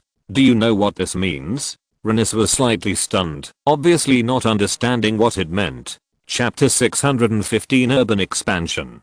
Originally, today's Royal Council was discussing the population and health issues of King's Landing. The Night's Watch army began to recover the north, and the people of the north scattered in the 7 kingdoms, including King's Landing, should return to their hometowns. However, some people are used to living in the warm and comfortable south, and do not want to return to their homes, because they need to rebuild their homes in the north. Of course, there is nothing wrong with these people staying in King's Landing, but they generally have no assets, no fixed place to live, and no jobs. They have become a black hole for public security in King's Landing. Fighting, stealing, robbery, smuggling, etc. The Capitol Guards are busy catching these criminals. 6 out of 10 people are wandering northerners. And the most important thing is the problem of urban population carrying. Although the city of King's Landing has been able to accommodate a very considerable population after several rounds of expansion in the past 300 years, it still cannot accept the pressure of explosive growth in a short period of time.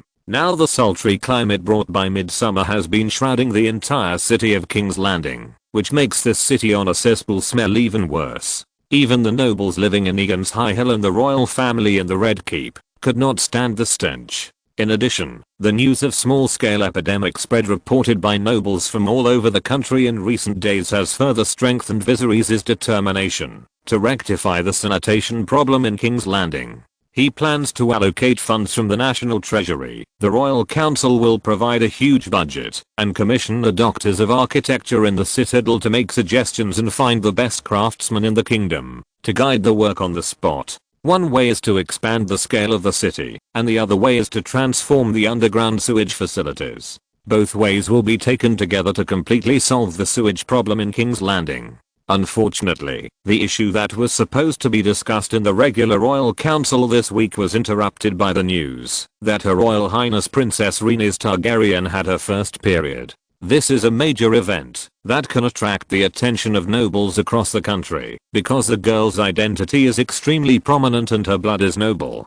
Her Royal Highness the Princess has her first period, which is a good thing, Your Majesty. In fact, before Her Royal Highness's first period came, there was no telling how many nobles wanted to marry Her Royal Highness. At the Royal Council, Intelligence Minister Varys shook his shiny head slightly, crossed his hands in his sleeves, and then spoke. Viserys divided the 3 dragons equally among the only 2 girls of noble blood in the family. One was his niece Rhaenys, and the other was his sister Dany. Her Royal Highness Princess Daenerys was still young, and her bloodline was extremely pure, with silver hair and purple eyes like His Majesty the King. Of course, her hair was not as shiny as His Majesty's, and her eyes were not as pure as Viserys. Her Royal Highness's bloodline power was slightly lacking, but she still had a dragon, and was good at fighting. She once rode the giant dragon Regal to burn the West for 3 months, leaving a deep psychological shadow on all the nobles and people in the West. In addition, the girl had reached the age of marriage. Therefore, the voices asking to marry Rhaenys had never stopped in the kingdom. In the Royal Council Hall, Varys sat in his seat, coughed lightly, and continued to give advice. However, we must learn from the lessons of the past dynasties and history, Your Majesty. Her Royal Highness the Princess cannot marry outside the family to prevent the outflow and dilution of the true dragon bloodline. So, yes. Grand Maester Marwyn, who was sitting next to Varys on the other side, also nodded and spoke. The two seemed to have had contact before, and Marwyn was the one who knew Valyria the best among all the people present. Maester Bull spoke in a rough and dull voice.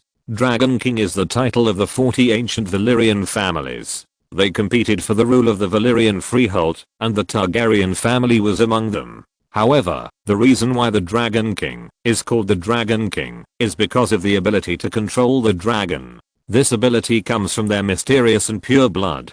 Therefore, in order to maintain the purity of their bloodline, the Dragon Kings will choose to marry close relatives. It is more common to marry brothers and sisters or sisters and brothers. It is not impossible to marry multiple wives at the same time. Grand Maester Marwyn talked about the traditions of the ancient Valyrian Dragon Kings. They chose to do this in order to maintain the purity of their bloodline. As for the previous dynasty, Varys took over the conversation on the other side. When the bald eunuch mentioned the previous dynasty, his words became much more cautious. The previous dynasty here refers to the Targaryen dynasty. Although it was separated in name, there are still countless connections. Varys fully considered his words and then spoke. I have communicated with Grand Maester Marwyn and many Maesters in the Citadel before. Maester Bull, wearing a Valyrian steel chain, nodded slightly. There is a mainstream saying about the extinction of dragons and the decline of the Targaryen family. It is said that after the Targaryen family unified the Seven Kingdoms, they frequently intermarried with foreign races for political reasons, resulting in the mixed blood of their descendants and the decline of their blood power. The ability to control dragons declined, and the dragons lost their partners and became extinct. Varys' words made the ministers of the royal council present nod in agreement. Except for the Minister of Justice Oberyn, whose brows were a little furrowed, because his brain was smarter and he could think of more things. The Dornishman's brows were twisted into a knot, and his brown face was a little serious, and then slowly relaxed. Some people present also noticed that Oberyn's face was slightly unhappy. They knew the reason, but they didn't say it. The issue of heirs is always a taboo that cannot be easily touched in any world, any era, and any country. If you are not careful, you will be crushed to pieces, and it may even affect the entire family. On the other side, Viserys also had a headache about this matter. He rubbed his temples and then said, everyone, this matter is not urgent. We will discuss it later. The Valyrian Dragon King did need close relatives to marry to keep the blood pure. This was the way they survived and reproduced. He understood why the ministers were anxious for him, because Viserys did not have a suitable male heir. However, Rhaenys was still a little young, and because she was too familiar, Viserys could not accept it psychologically. Wait a little longer, the common cultural custom in the kingdom is monogamy, and Viserys already has his own legal wife, Irion. Although Aegon, Meager and others have set a good example for him, marrying a second wife, and granting her the title of queen will still be hindered by some worldly things.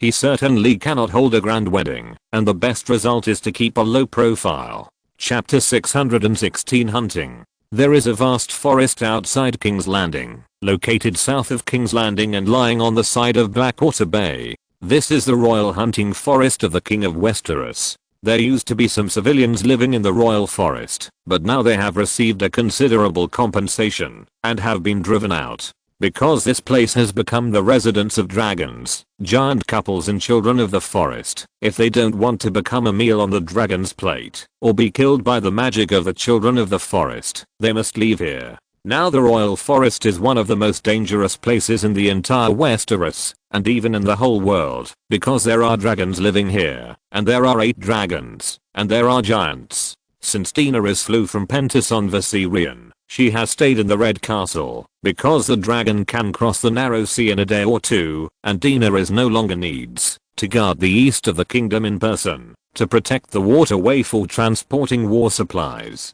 And there is a black fog connecting Viserys and Bessie, the governor of Pentos. After the mental power is improved, the distance of the black fog connection has become farther, and it can even cross the Narrow Sea. If an overseas war really breaks out, he will know at any time that he needs dragons for support, and he can lead the army himself, or send dragon riders to help. Daenerys also brought 5 other young dragons with her. They live together in this vast forest. If outsiders dare to break in, it is almost like adding a little dessert to the dragons. Therefore, this is one of the most dangerous places in Westeros. Perhaps even the Night King would not dare to come here for a stroll. Swoosh. However, at this moment, in this silent forest, a sudden sound of an arrow tearing through the air sounded.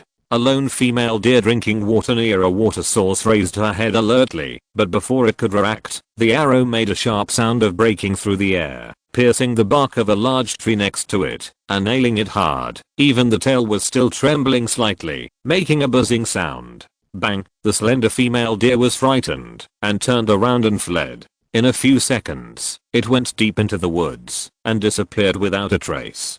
Damn it. On the other side, the source of the arrows was a silver-armored knight on a white warhorse. She was wearing women's armor. A Valyrian steel sword hung from her waist, her long brown hair was loose, and her beautiful face was full of annoyance. This female knight was the eldest princess of the dynasty, the Duchess of Midsummer Hall, Rhaenys Targaryen. who had been the subject of much discussion in the court recently. Unable to bear the annoyance, she had to follow her cousin and other sisters to go hunting to relax. However, with her level on weekdays, this lone female deer was almost in her bag, but she did not expect that she was a little distracted at the last moment, resulting in her deviation from the target, allowing the female deer to save her life. Rines, your accuracy with the bow and arrow seems to have dropped a lot recently. Next to the silver-armored female knight was a female warrior dressed in a very obvious Dornish style.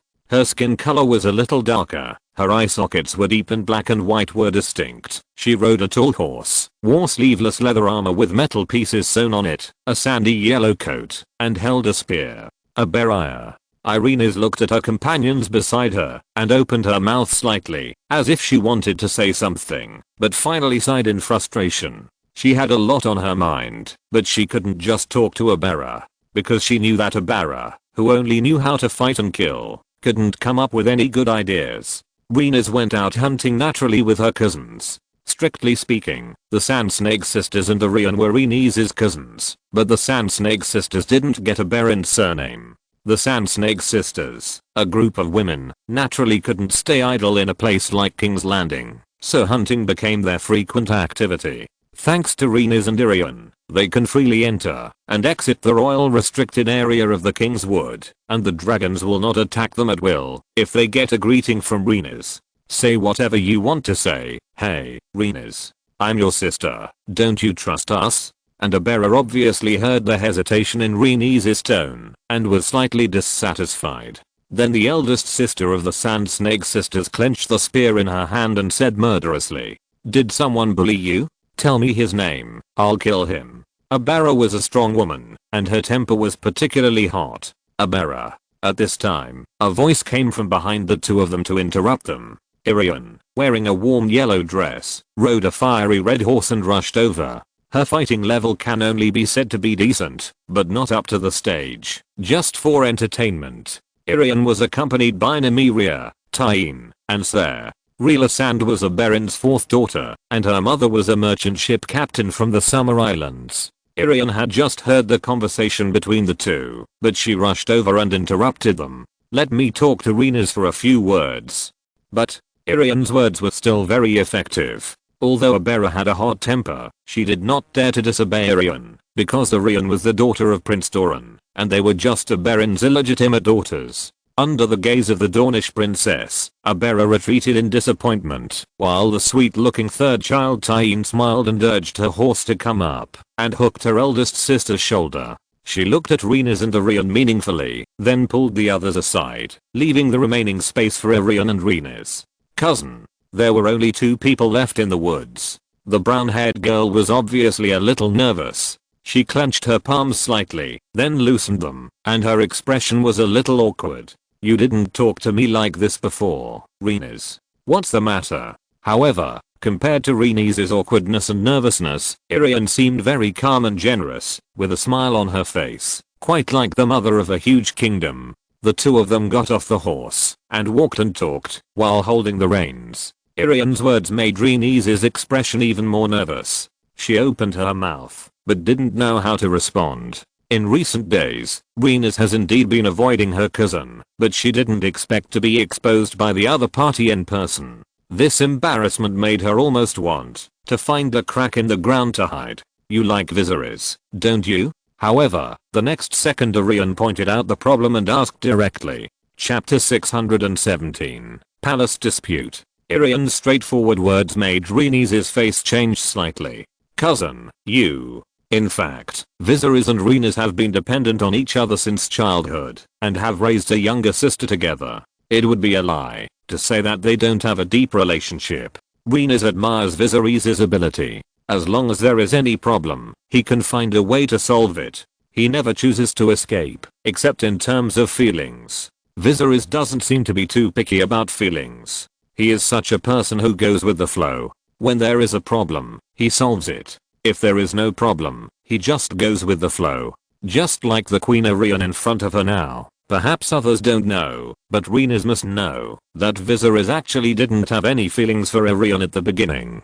because this was a political marriage contract signed in order to win the support of Dawn, but Viserys kept delaying it. When he couldn't delay it any longer, he didn't choose to regret the marriage, but accepted this wife, as long as she didn't make a principled mistake. In fact, the current Arianne has also undergone a fundamental change from the original Dawn Princess. The Dawn Princess in the original trajectory had no idea that she had signed an engagement with Viserys, and she didn't even know what Viserys was doing. In this trajectory, Viserys had established a foothold in the continent of Essos, and became the Prince of Westeros and Pentos. The land he occupied was comparable to the Westerlands and the Valley in Westeros. Arianne also knew long ago that she had a fiancé who was handsome and capable, so she was quite looking forward to it.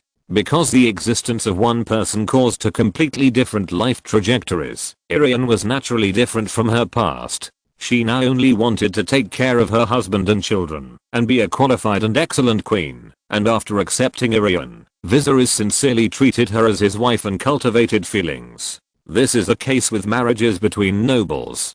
Catelyn, the Lady of Winterfell, was originally going to marry Eddard's brother Brandon, but the heir of Winterfell was burned to death in King's Landing by the Mad King, and Eddard became the Duke of Winterfell. So Catelyn was transferred from sister-in-law to her husband's younger brother Eddard. When the two of them just got married, they also had no feelings for each other. However, as they lived together, the cold-hearted northerner fell in love with Catelyn, and Catelyn also fell in love with Eddard. The couple had a deep affection, and treated each other as equals. Seeing her cousin's face slightly changed when she was exposed by her words, Arianne was very calm. She just smiled and looked at Rhaenys calmly. When she saw that the other party opened her mouth, as if to explain something, she raised a finger and placed it on the other party's lips, and then spoke. "No need to explain, Rhaenys. In fact, I already knew that you and Viserys had a deep affection since I came here.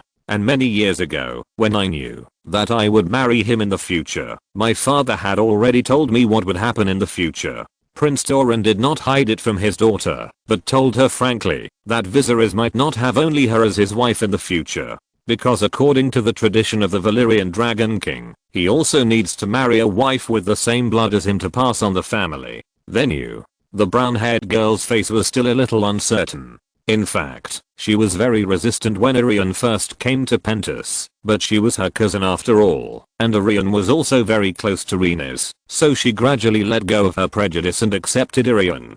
But now that she was going to steal her sister's husband, Rhaenys was under psychological pressure, and she was a little evasive, and even dared not to face Arianne. However, the Princess of Dawn saw her cousin's girlish thoughts, and took the initiative to come over to persuade her, which made Rhaenys feel uneasy and a little moved. "Is it really okay? But this is..." The brown-haired girl was still a little hesitant. "You believe in the 7 gods, but this is still a forbidden love, right?" Arianne asked, and Rhaenys nodded slightly. "Let me give you an analogy." The woman in a warm yellow dress walked forward with her horse in her hand, and Rhaenys also followed her with the reins. If I insist on obstructing this matter, what do you think will happen next, Rhaenys?" And when Rhaenys heard her cousin's question, she was slightly stunned, then shook her head. "I don't know. Maybe there are 2 possibilities. The first is that Viserys accepted my obstruction and gave up on this matter, and the other is..."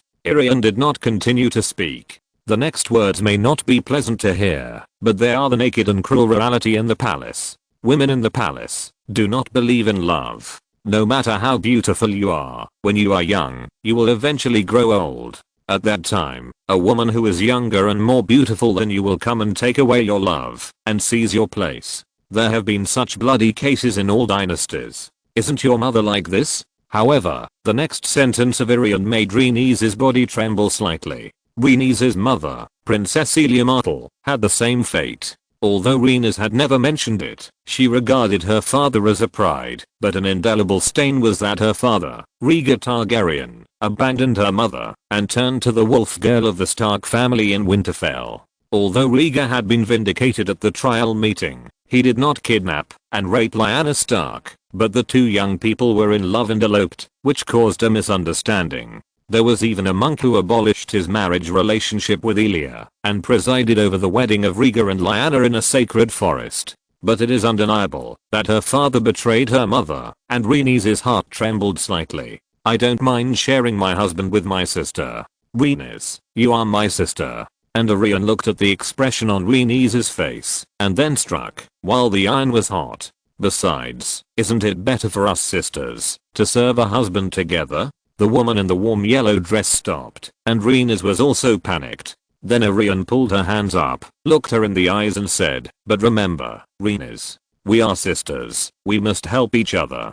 Don't allow anyone else to interfere. Renese was looked into the eyes by her cousin, and she was a little bit confused by what she had just said, so she nodded slightly. Okay. Chapter 2. Wait a minute. Chapter 618, Inspecting the Academy. In fact, Irian had already prepared for the arrival of this day. After all, this is a challenge that every queen who married the Targaryen family needs to face. Looking at the history of the Targaryen dynasty's harem, it is also full of absurdity and chaos. Some queens succeeded, while others failed in the fight for favor, becoming marginalized people and completely away from the court and power. History books are the best textbooks. Irian was actually prepared in advance. She was not going to choose to cry, make trouble, and hang herself to stop Viserys from marrying a second queen. That was not the way the Dornish people solved the problem. The Dornish are known for their passion and sexual openness. Although Irian has made changes in this life, she still doesn't mind sharing her husband with her sisters. Irian once took the initiative to pull Nymeria and Tyene to climb onto Viserys' bed, and the three sisters served a husband together. Because Irian knew very well that this was just expressing desire, and this was the most instinctive desire of human reproduction, and there was nothing to be shy about. Viserys only got desire from the beautiful Nymeria and the sweet smile that could melt people's hearts. The Sand Snake sisters could never replace or even challenge Irian's position. But the existence of two girls made Irian feel threatened. They were Rhaenys Targaryen and Daenerys. The two girls came to Viserys earlier than Irian, and according to the tradition of the Targaryen family to continue the bloodline, it was necessary to marry one of them or both of them to pass on the family bloodline. Since it is better to open up than to block, Irian chose her cousin Rhaenys as an ally in the future harem after careful consideration. Rhaenys' mother is Irian's aunt, so with this relationship here, the two people are naturally very close and talk about everything. And the most important point is that Rhaenys does not have obvious characteristics of the Targaryen family. She has long brown hair and dark eyes, but the contours of her cheeks are a bit like her father Rhaegar, and she has a very high appearance. Rhaenys' true dragon blood is not very pure. In this way, Irian and Rhaenys form an alliance in the harem. Even if Rhaenys gives birth to a child in the future, it may not be able to challenge Irian's position in the harem, and the two can also join hands to exclude the latecomers. The cousins talked happily, and Rhaenys was a little dizzy by Arianne. Of course, this does not mean that Arianne has any malice. After all, everyone will consider their own affairs. People who think about others completely are either saints or fools. If they don't think about their own affairs, they will end up with nothing. On the other side, seeing that Arianne and Rhaenys' conversation ended, the girl with brown long hair wearing silver lady armor also showed relief on her face, and the Sand Snake sisters who were hiding aside also came out. Nymeria Sand Snake and Tyene knew what the two talked about. Only the eldest sister of the Sand Snake sisters, Abera, was confused. What happened? She scratched her hair, wondering what magic Arianne had cast to make Rhaenys smile again. HMPH. On the other side, Nymeria snorted disdainfully when she heard her eldest sister's question. She was as slender as a willow branch, with straight black hair braided and tied with red and gold robes, black eyes, plump lips, milky white skin, and more than a dozen weapons hidden under her clothes. The third sister, Tyene Sand Snake, smiled and said nothing. Her eyes swept across the people present. She had golden hair and blue eyes, and a sweet and pious appearance, because her mother was a nun, but she violated the will of the gods and secretly hooked up with a man. Under the gaze of the statue of the seven gods, she gave birth to Tyene, an illegitimate daughter. But don't look at Tyene's sweet appearance, but in fact Tyene is one of the most dangerous of the Sand Snake sisters, and her understanding of poison is second only to her father. The relationship between the Sand Snake sisters is not very harmonious because their mothers are not the same person, but they just happen to have the same father. In King's Landing, Viserys naturally didn't know that before he made a decision, his harem had already started to stir up trouble.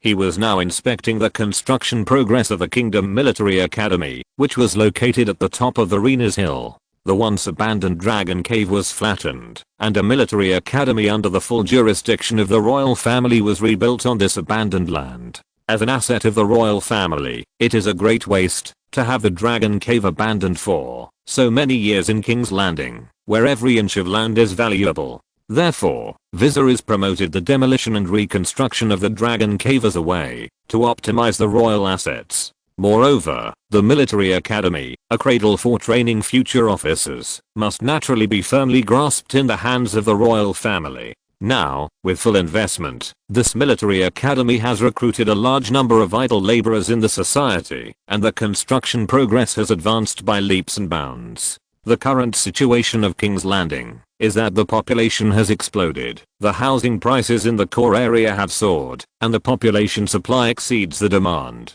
This situation has both advantages and disadvantages. The disadvantages are naturally health and security issues, while the advantages are rapid development. A large number of cheap laborers are recruited at a lower price to build infrastructure. In just over a year, several academies in King's Landing started construction at the same time and are now almost completed. Make way. Make way. Open the way for your majesty. Rumble. The heavy sound of horse hooves rang out on the main road in King's Landing that had been temporarily cleaned. Tap, tap, tap. A line of knights wearing bright armor and armed to the teeth rode long-manned war horses, holding three-headed dragon flags embroidered with gold edges in their hands, and holding high their spears. In the team there were also female knights wearing white armor and snow-white cloaks. They passed through the streets majestically and climbed directly to the top of Rena's Hill along the silent sister street. Viserys was now inspecting the Kingdom Military Academy. Its first dean was a former war bachelor in the Citadel, with rich experience, and now he has become the new Doctor of War and the Dean of the Military Academy. The previous Doctor of War died on the battlefield with the heir of the Hightower family in the war in Old Town. Now the new Doctor of War is naturally respectful, and came to the gate of the academy to greet him in person. Your Majesty, Your Majesty. Behind the white-haired dean were a group of war meisters. Viserys, wearing a leather coat and a black and red cloak, dismounted and handed the reins to the guard beside him. Drive Belton. Viserys extended his hand, and the white-haired new war doctor in front of him also quickly extended his hand, and the two shook hands. Your Majesty, welcome to visit the Military Academy. Please. Chapter 619 Military Academy. The architectural style of the entire Military Academy is calm. When standing in front of its gate, there is a sense of oppression that comes to your face, which makes people restrain their frivolous expressions and stand in awe. It turned out that in the highest level military academy in the kingdom, there is a huge and magnificent monument facing you, which is engraved with a picture of the human coalition soldiers facing the blue-eyed enemies without flinching, and below this relief is a shocking number. The human coalition has lost countless soldiers in resisting the invasion of the White Walkers. They shed their blood on the land of the North and left their lives there forever. This is the idea proposed by Viserys. Storytelling is always the best way to unite a nation and a country. Countless legendary stories have been told throughout the ages. They form various nations in the history of mankind. And no story can be more exciting than resisting foreign invasions, and it can unite countless nations and bring them together. The war between humans and the White Walkers is essentially a war between life and death. No one wants to die, since they are still alive, but death will take them away by force, so people have to unite to resist disasters. Tell this story well. In wars throughout history, not every war is won by those with more people and stronger strength. In this case, strategy plays an important role. How to win the war. How to fight a larger number of enemies with a small number of soldiers. How to win the war at a lower cost. These are the art of war and what you will learn next. My name is Mattis, and I will be your mentor for the next few months. A bald middle-aged scholar wearing a grey robe and a chain ring around his neck symbolizing military or war science stood on the podium and talked freely. In the classroom below, there were densely packed desks, but the atmosphere was not very warm. Most of these students are big and strong men. Some of them look like ruthless people with their faces full of flesh. Some have long scars on their arms, and some have one eye covered by one eye. The age of the students varies greatly. The oldest has white hair on his temples, and is older than the instructor Mattis on the stage, while the youngest looks only in his teens. However, without exception, all of these people have the only common feature, that is, the murderous aura. They are all soldiers or officers who have been on the battlefield, and have made meritorious contributions. After the construction of the new military academy, the first batch received a transfer order, and was sent to King's Landing to study for a period of time. Only those who passed the study were allowed to return to the army, otherwise they would stay here to study forever. And Viserys is now inspecting the performance of the first batch of students participating in the pilot. But unfortunately, these proud soldiers and generals who have won the battles and made great contributions to the founding of the country are naturally not good babies. Of course, they will not sit here honestly to attend class. Hey, that bitch named Mattis. A fierce-looking officer of the Golden Company put one foot on the stool and said rudely, "Do you know where this scar of mine came from?" He pulled open his clothes on his chest, revealing a shocking scar. Although it has healed now, it is still covered with dark red, like a twisted reptile. On the podium, Mr. Mattis was talking to himself. He analyzed the war launched by Giles Gardner III of the River Kingdom before the Conquest War. He declared war on the Storm Kingdom, and then personally led a team of knights to the east to capture all the lands of the Storm Kingdom north of the rainforest except Storm's End. Then, he besieged Storm's End with heavy troops for 2 years, but was seized by Lancel Lannister V, the king of Casterly Rock in the west. Mattis was analyzing the pros and cons of this war, as well as the mistakes made by the 3 kings and generals who participated in this war. But at this moment, he was suddenly interrupted, and was slightly stunned, because this was the first time that this group of disobedient students spoke to him.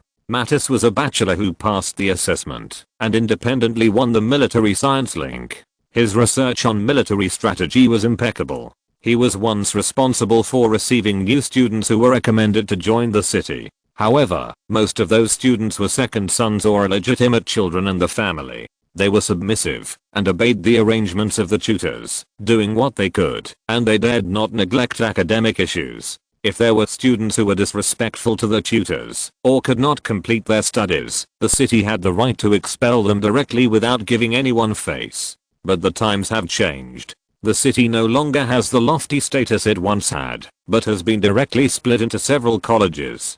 From now on, they are not a close family, but have become enemies in the competition for education funding budgets. Moreover, the students in front of him were even more difficult to serve. They were all big and strong, with fierce faces. Just looking at his eyes made the bald bachelor couldn't help but slightly tighten his anus, not to mention disciplining them. Sir Henrik. Mr. Mattis glanced at the list and knew the other party's name. Although his face was a little ugly, he still spoke with a stiff face. "I don't know where your scar was caused, but we are in class now, please." The scar on my chest was caused by a damp fell during the Battle of Bronze Gate City. He chopped me from behind. Sir Henrik, the grassroots commander of the Golden Group, who was now in Fiafton, a village in the west, said in a rumbling voice. He also took off his shirt and turned around to let everyone see the scar on his back. At that time, Henrik served in the Golden Group.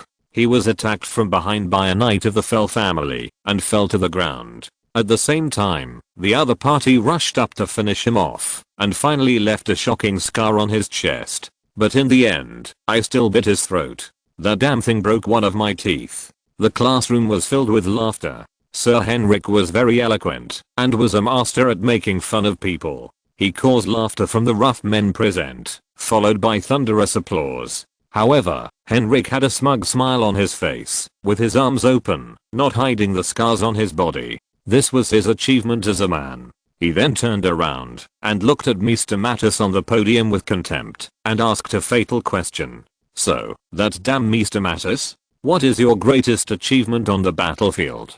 Chapter 620, Learning to Strengthen the Nation. I have never been to a battlefield.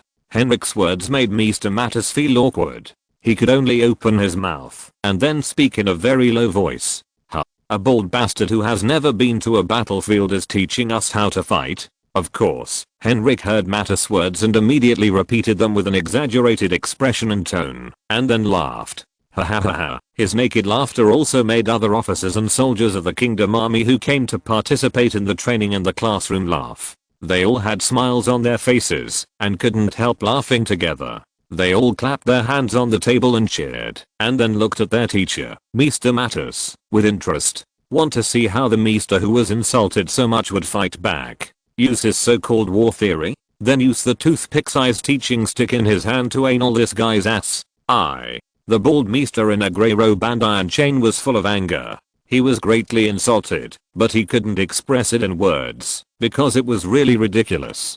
He had never been on the battlefield, but he had to teach a group of officers who had just walked down from the battlefield. He wanted to rush up and fight with the other side, but reason told him to stay calm. He was very likely to lose to the other side, and even be beaten to death by the other side. Mr. Mattis's face flushed, and the scene suddenly fell into an awkward situation. However, at this moment, Dr. Belton, the Dean of the Military Academy, and Viserys and his party walked in. Doctor. Seeing the leader coming, Mr. Mattis didn't care about the anger on his face, and hurriedly spoke in a panic. The officers who were being trained below were even more terrified when they saw the newcomers. How many people in King's Landing had silver hair and purple eyes, and many of them even had the opportunity to see Viserys up close. Your Majesty, Your Majesty. All the officers and soldiers who were being trained stood up and saluted, including Sir Henry, who had the most nervous look on his face. Clothes. Clothes. Hurry up. His companion handed him the clothes he had just taken off, and the officer of the Golden Company quickly put them on to cover his naked upper body. HMPH. The red-haired female knight in Viserys' entourage looked at the other party and snorted coldly, but did not say anything. Viserys himself seemed to be oblivious to the scene just now, and still had a smile on his face. He heard everything that had just happened, but Dr. Belton beside him did not hear it clearly. Viserys' 5 senses were more acute. In fact, he had already had a certain psychological expectation of the scene just now, but it happened as expected, and one of the purposes of his trip was also one of them. However, as a king, he would naturally not personally go out and scold the soldiers and grassroots officers in public, as that would be a very embarrassing behavior. Then he whispered a few words to a knight beside him. Yes, Your Majesty. The knight turned his head and glanced at Henrik, then turned and left. On the other side, Henrik felt a little uneasy as he watched the knight turn away, while his companions who were not loyal could not help but sneer, knowing that this guy was going to be unlucky. They were all drawn from all over the world, and they had never even met before, so there was no need to talk about comradeship. What is the biggest difference between tenant farmers and nobles? It was rare for Viserys to speak to these grassroots officers and soldiers from the bottom of his heart. He might have done so in the past, when he was in Indolus. The reason was naturally not that complicated, just to win people's hearts. Robert also slept in a grass pit with the soldiers, and drank together, until he was drunk. However, that was when he was fighting for the world. It would be inappropriate to keep such a close distance with the people, when he was ruling the world. Viserys still needed to maintain the mystery of the royal family and the authority of the upper class. How could a king who mixed with the low-class people in the flea pits every day have any authority?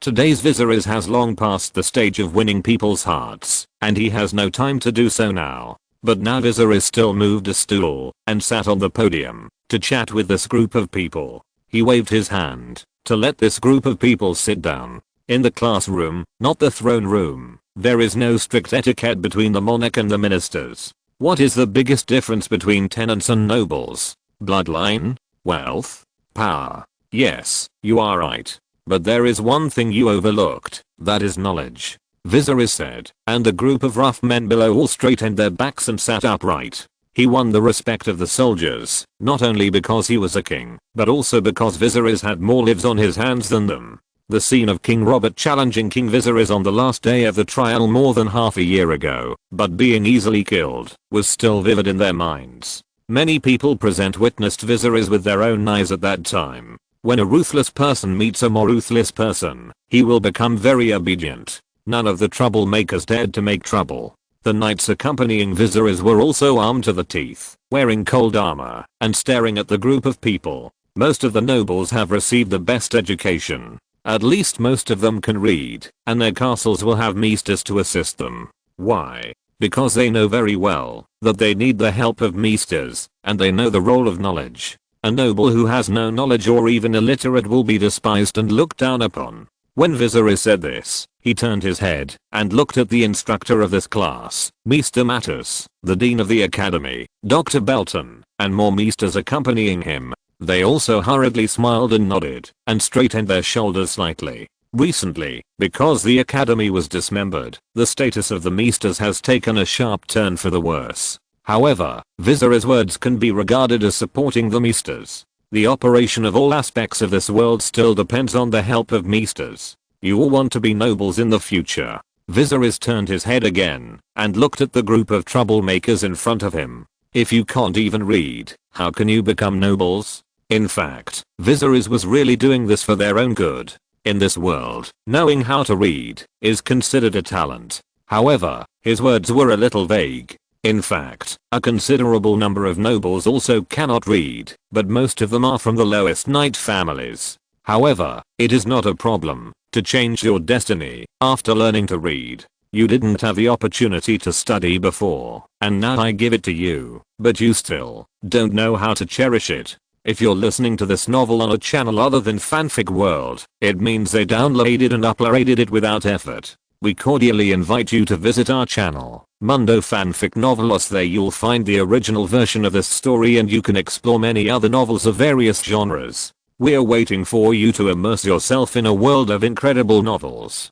Chapter 621 Economic Reform. Viserys briefly inspected the construction of the military academy. The first half of the academy had been built, and normal classes had begun, while the second half was still under construction. Sir Henrik, who had picked on Maester Mattis in class, had a trepidation day, but Viserys did not punish him, and did not even look at him. Henrik felt like he had escaped a disaster, and he breathed a sigh of relief on the way back to the dormitory. Viserys did not punish the disobedient students, because his own learning attitude was his best punishment. It is such a precious opportunity to receive an education in this world of ice and fire. He has told them the importance of learning. This is a steady path of advancement.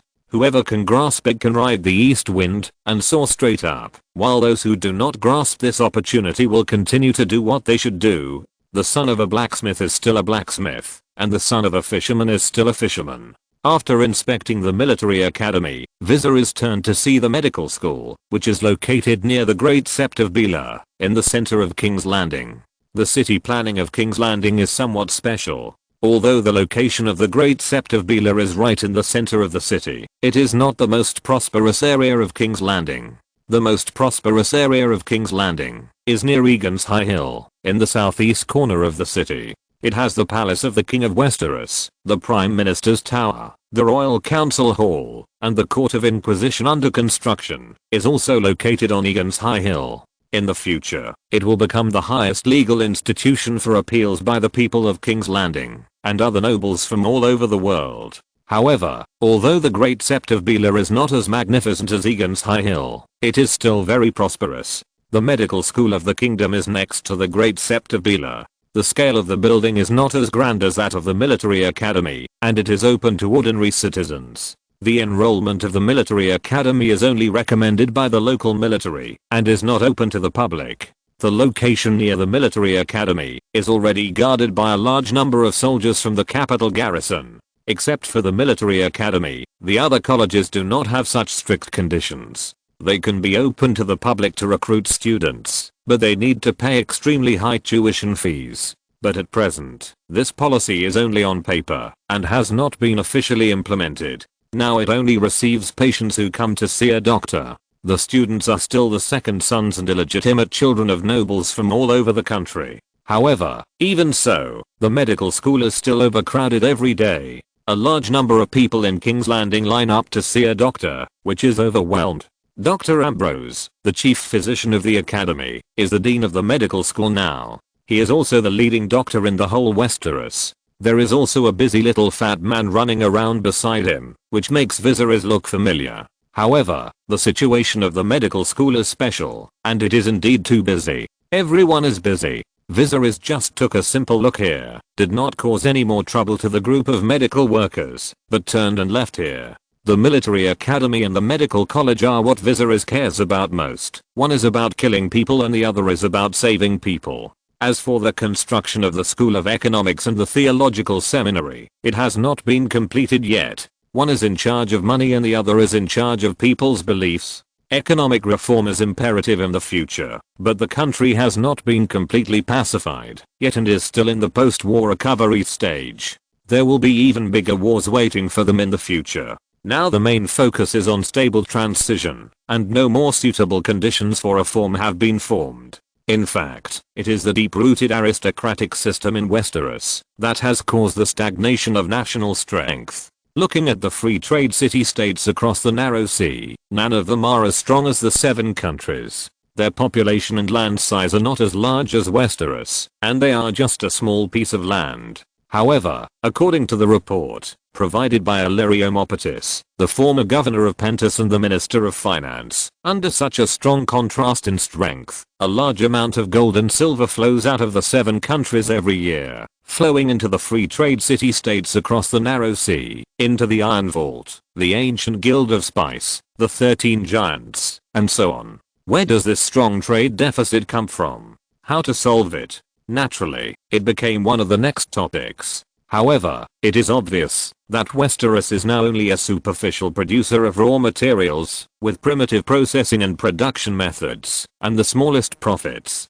Farmers in Westeros produce raw materials, and then sell them to wealthy merchants in the free trade cities at extremely low prices. The wealthy merchants process the raw materials into commodities and sell them all over the world, even including Westeros, and easily take away a large amount of gold and silver at several times or even dozens of times the price. The West was once the main mineral mining area of the 7 kingdoms. The land of the West is rich in minerals, such as gold, silver, copper, etc. However, the West, which contains so many resources, did not dominate Westeros in the end, but was hollowed out. Where did the gold dug out of the West go? Anyway, it did not flow into the hands of local merchants. These merchants in the free trade cities, who are rich enough to rival countries, use the money they earn from Westeros to easily destroy the original merchants of the 7 kingdoms, and strangle all their competitors to maximize their profits. The former Iron Throne did not pay attention to these things at all, or was ignorant, and the Chancellor of the Exchequer only knew how to ask for money, resulting in the current situation. Implement limited trade protection, follow the example of trade cities, to set up their own iron bank, that is, banks, promote currency reform, change the way of productivity, etc. All these problems piled up in front of Viserys are urgently waiting for him to solve, but this kind of problem cannot be rushed. Economic problems have never been solved overnight. The future requires more long-term development and step-by-step. Talent alone is very scarce. As for religion, it may be more complicated than economic problems. It takes several years and decades of long-term efforts to wait until a generation is completely dead before it can be changed. Now the location of the seminary is also not far from the Bela Cathedral, next to the Guildhall of Alchemists. The dean of the seminary is the Archbishop of the 7 Gods Faith. The fat Archbishop is also honored. He wears the Dean's Medal and walks in the academy with his head held high every day. And there are naturally more than 7 gods in the seminary. Melisandre, a priestess of the Red God, who has a high reputation among the people, has been supported by Viserys, and became the vice dean of the seminary, mainly training monks who teach the belief of R'hllor. The seminary also has the natural beliefs of the Rhoynar and the beliefs of the old gods, which are more widely believed in the north. There is also a small-scale sacred forest in the seminary. In general, the atmosphere in the seminary is quite harmonious, and there is no fighting as Viserys worried before. After inspecting the military academy and the medical school, Viserys returned to the Red Castle. Chapter 622, Dispatching to Nass Island. There was nothing to do for a while afterwards. King's Landing was still running steadily. There was no war in the 7 kingdoms except for the Night's Watch army that was on an expedition. The envoy from Nath Island who was wandering in King's Landing also enjoyed the scenery of the prosperous city during this time, enjoying the feeling that he had not experienced in the past 10 years, and even took his 2 younger brothers and a younger sister to travel around. But he still did not forget his mission. He came to ask for help from the Valyrian Dragon King on behalf of the Nath people. Recently, more and more bandits have poured into Nath Island, and even the distant Slavers Bay has set its sights on them, sending slave-catching teams to Nath Island to capture slaves. The grey fog from the Valyrian ruins is also constantly invading, and Nath Island is not far from the Valyrian ruins. Missandei, be obedient. I will go to see the king of Valyria today. The envoy of the Nath people is called Miraz. He is just over 20 years old this year. The 2 brothers and 1 sister he brought with him are their cousins. The cousins are Missand and Missand, and the youngest sister is called Missandei. However, for some reason, the younger sister Missandei insisted on pestering him to go to the palace with him. For the Nath people, the kings of Westeros and the 7 kingdoms are somewhat unfamiliar to them. They are only familiar with the former monarchy Valyria.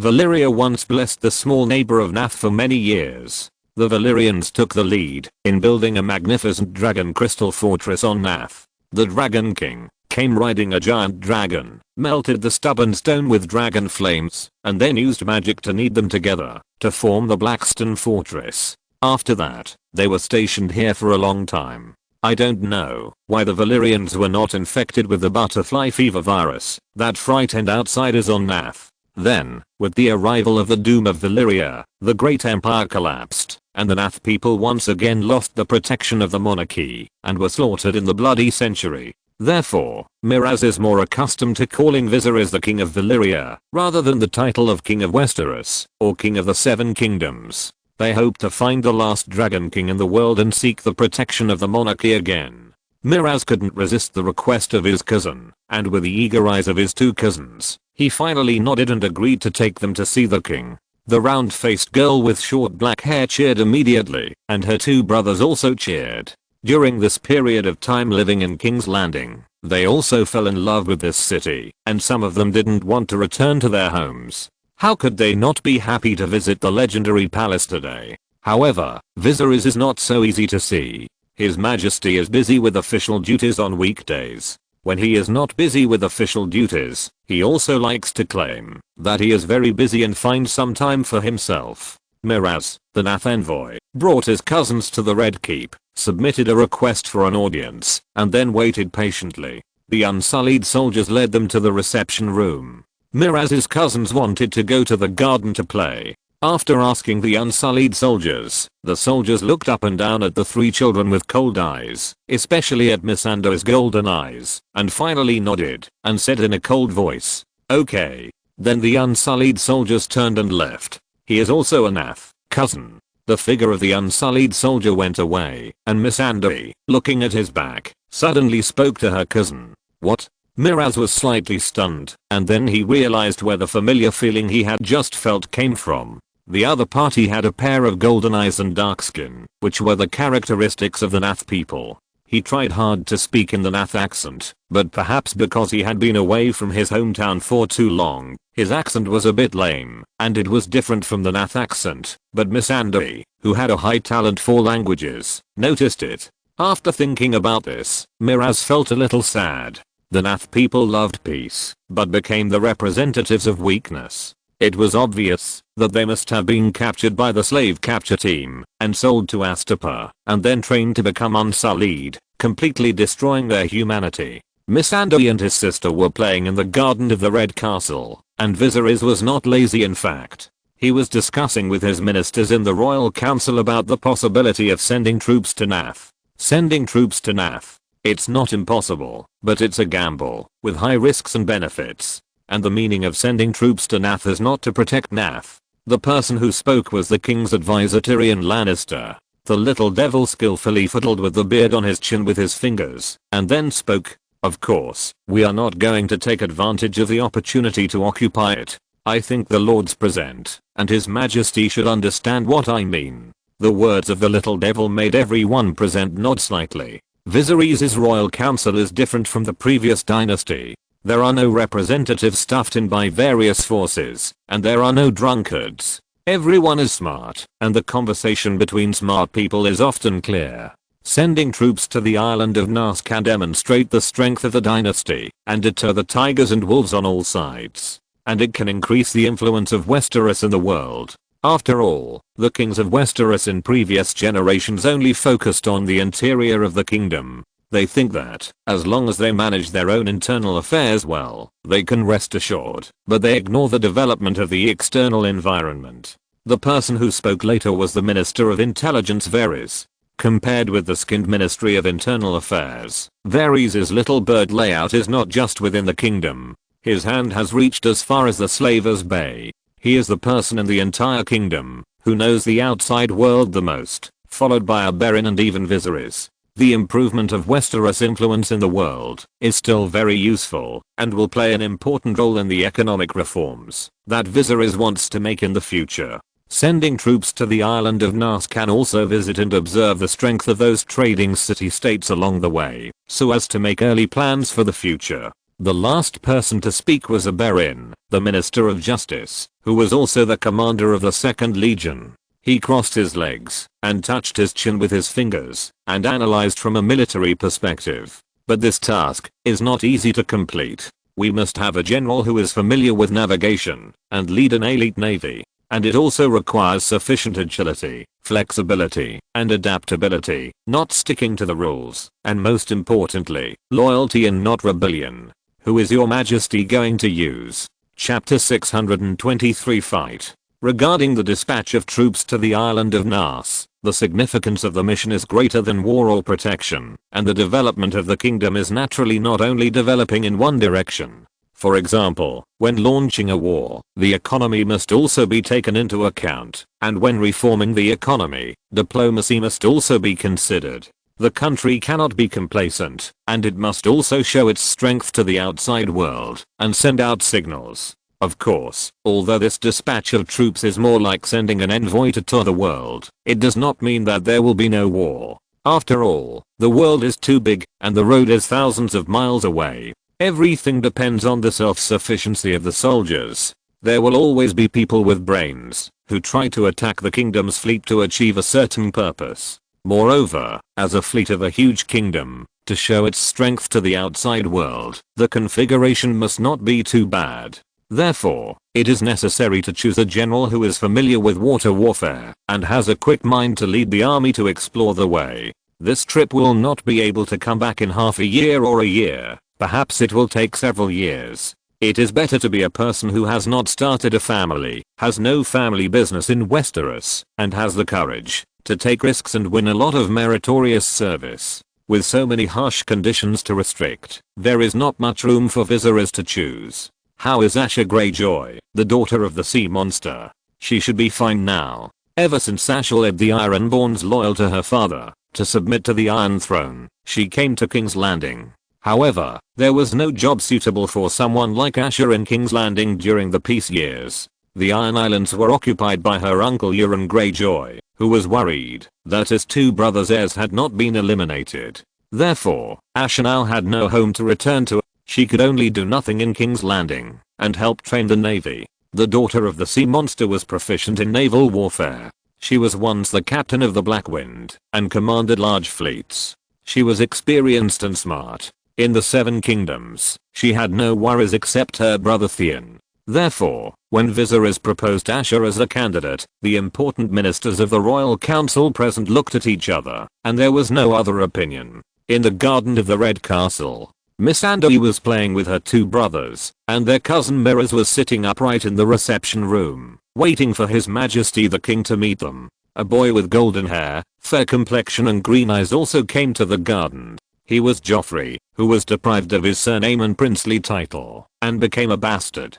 Although Joffrey was deprived of everything, he has not yet been given the opportunity to leave the Red Castle. He is too young, and is still under house arrest in the Red Castle, to prevent him from being used by people with ulterior motives. Joffrey's mother, the former Queen Cersei, now works as a maid in the laundry room in the Red Castle. The 3 of them, mother and daughter, still live in the maiden's residence and draw a small circle as their range of activities. They are not allowed to leave this garden at the farthest, so the small garden in the corner of the corridor is the place Joffrey comes most often, and his only spiritual sustenance. Because of the special geographical location of the maiden's residence, no one usually passes by on weekdays, so when Joffrey comes here alone, he still imagines that he is still a prince. He will give orders to the plants and trees, imagining that he is directing them to catch the old black cat that once scratched his face. However, today, there were several uninvited guests in Joffrey's secret garden.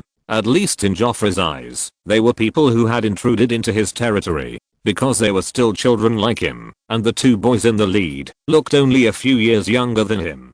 But Joffrey was much taller and stronger than them. The three children from Nas Island looked like they were malnourished. Even if they were not skinny, they were not much different. They were dark and thin, just like three little monkeys. Are they foreigners? Joffrey was hiding in the dark, watching the three dark-skinned children from Nas Island playing. Because of the heavy blows he had suffered one after another, Joffrey's character was as arrogant and cruel as before, but now he was as inferior as before. His father was driven down from the throne, and he was reduced from a prince to a bastard. He was the bastard born from the affair between his mother and uncle. These heavy blows twisted Joffrey's heart, and made him extremely inferior. Therefore, he often hid in this small garden where no one passed by, and played with himself. If he saw someone passing by, he would quickly hide like now, for fear of being seen. Because the mocking, and even pitying eyes were like knives piercing his soul. He was afraid of being stared at by such eyes, so he became extremely inferior.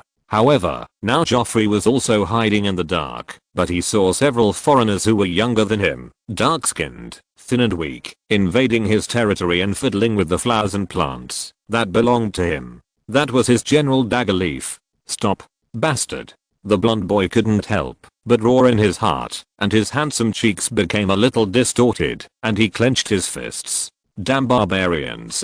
Although he didn't dare to provoke others, could he not afford to provoke a few barbarians? The frustration and anger that had been suppressed in Joffrey's heart for the past few years suddenly burst out at this moment without any hindrance. Perhaps everyone has their own time of anger and fury, but Joffrey is slightly different from ordinary people. It is difficult for him to control his emotions, even like a pathological state. He will be emotional when he is slightly stimulated, and tend to be violent to the weak, and become even weaker to the strong. This is an extremely abnormal state, either crazy and cruel, or crazy and weak. However, when his anger was ignited, no one could stop him. Stop, shit bastard. Joffrey roared and rushed out from behind the tree, like an angry little bull, his white cheeks flushed red, as if he was going to bite someone. The three children from Nas Island who were playing in the garden were completely frightened. They didn't expect that someone would suddenly attack them in the king's palace. Missandei's brother Missandei was punched in the cheek by Joffrey before he could react, and fell to the ground. When her elder brother Missandei saw his younger brother fall, he reacted quickly, opened his arms to protect his younger sister behind him, and shouted in Valyrian to his younger sister to run away. But Missandei seemed to be frightened and stood there, with tears in her eyes, and she didn't know how to run away. Missandei had no choice but to fight Joffrey, who was much taller than him. Go to hell. Joffrey punched Missandei again, but the dark-skinned little man dodged flexibly. Then Joffrey pounced on him again. Chapter 624 Asher. There was a fight between children in the garden in the corner of the Red Castle, but it has not been noticed yet, or even if it was noticed, it was not taken seriously. After all, it was just a fight between a bastard and a foreigner. The people in Westeros are very arrogant, or have a tendency to be xenophobic. The foreigners on the island of Narth are looked down upon by them just like bastards. They are noble and they are nobles, and the Narth people are just barbarians. In the royal council hall of the Red Castle, the rest of the courtiers have been dismissed, and Viserys found the daughter of the sea monster, Asher Greyjoy, who was doing nothing. However, when Viserys explained the reason for looking for her, this woman wearing black leather armor, with a slim figure, long legs, and short black hair, actually agreed without hesitation. Your Majesty, do you want me to go to the outside world? Yes, I'm willing to go. Asher's straightforward agreement even made Viserys slightly stunned. After all, the ability to predict the future is not omniscient and omnipotent. He only occasionally saw some fragments of the future. He did not expect Asha to agree without hesitation. Don't you need to think about it? Asha, I must tell you that you won't be able to return in a short time. You are not young anymore, and it may delay your marriage. Asha and Viserys are of the same age, but Viserys already has a daughter. She is considered a little late to marry in this era, unless she is a lady of noble blood waiting to be sold. And it will probably take several years for her to return from Arth Island, and she will be an old girl by then. Humph. However, the woman wearing black leather armor with a sea monster emblem on her chest only snorted when she heard Viserys' words, and then sneered disdainfully. During this period, some people have courted me, but these men are either too ugly or too weak. They can't even conquer me in bed. Why should I marry them? Asha Greyjoy has a free and easy personality and is arrogant. It is difficult for ordinary men to catch his eye. She only had two conditions for finding a man. Either he was really handsome and could make her feel hot just by looking at him. She could reluctantly marry him. The rest was that he could beat her. I met him in King's Landing some time ago. A woman. Asha sat at the table in the Royal Council Hall, grabbed a dried fruit on the table, and threw it into her mouth. She seemed to remember something and then spoke. Viserys sat on the chair and looked at the woman. Asha knew that she would not get angry because of such a small matter, so she did this. However, Viserys' personality was indeed easygoing. He rarely got angry because it was not a matter of principle. Woman. Viserys noticed the hesitation in her tone. Men are men and women are women. Why would she hesitate? And Asha did not keep her in suspense, but continued to speak. She was tall, the tallest woman I've ever seen, with broad shoulders and a flat chest, a round, rough face covered with freckles, a row of buck teeth, a horribly wide mouth, and lips as fat as a caterpillar. But she had beautiful eyes. I mean that big, blue, innocent, straightforward, and confident. Listening to Asha's description, the image of a female knight emerged in Viserys' mind. Tarth. Countess Brienne of Tarth. Viserys leaned back in his chair and spoke, and this time it was Asha who was a little surprised. She didn't expect that a king as high and mighty as Viserys would actually notice such an ugly woman. You actually know her? In fact, I invited her to King's Landing. Viserys shook his head and said, Brienne's father died on the battlefield of the Green Fork River, fighting against the White Walkers, and then the island of Tarth lost its male heir. The subsequent conscription of Renly or Stannis did not involve this beautiful island, so it escaped the disaster, and was exempted from the post-war reckoning. Brienne became the new countess. Viserys asked the military academy to send a letter to Brienne, inviting her to study in King's Landing, and Brienne happily went there, after receiving the invitation. It was under such circumstances that Asha and Brienne met, and had a conflict. Asha was at a disadvantage in the fight with Brienne and was beaten. Viserys heard about this incident later, and it was even more popular in King's Landing. Some people claimed that the two women fought in the tavern and almost demolished the tavern. Some people even said that it was a female giant living in the royal forest outside King's Landing who ran out. But it was unexpected that they would get to know each other after fighting. Asha actually began to be interested in Brienne. That's off topic. Then Viserys shook his head and said, they were originally discussing the issue of sending troops to North Island. They didn't expect that Asha, a woman, would digress with a few words. Viserys brought the topic back. You may not be able to come back in a short time. Have you thought it through? Yes, I have thought it through. When Asha saw Viserys put away the joking voice on his face, her cheeks became slightly serious. I don't have much to do in King's Landing. Why not take this opportunity to go out and win a merit? Viserys promised her that he would give her a castle and make her a countess when she came back. She was independent of the Iron Islands. This was the main reason why Asha was willing to go. In fact, I wanted to command my own warship to travel around the trading city-states a long time ago, but I never got the chance. You know what your mission is, and the Iron Throne will not give you too many supplies. Viserys reminded her. I know. You have to do it all by yourself. And Asha said nonchalantly, driving a ship to plunder the world is definitely the dream of every Ironborn, but Asha was born at the wrong time, and did not catch up with a good time, and she also had an uncle who was too powerful. But, my only concern is Theon, your majesty. Talking about her brother, the smile on Asha's face disappeared. I can only entrust the into your majesty. I hope you can take good care of him, and don't let him go astray.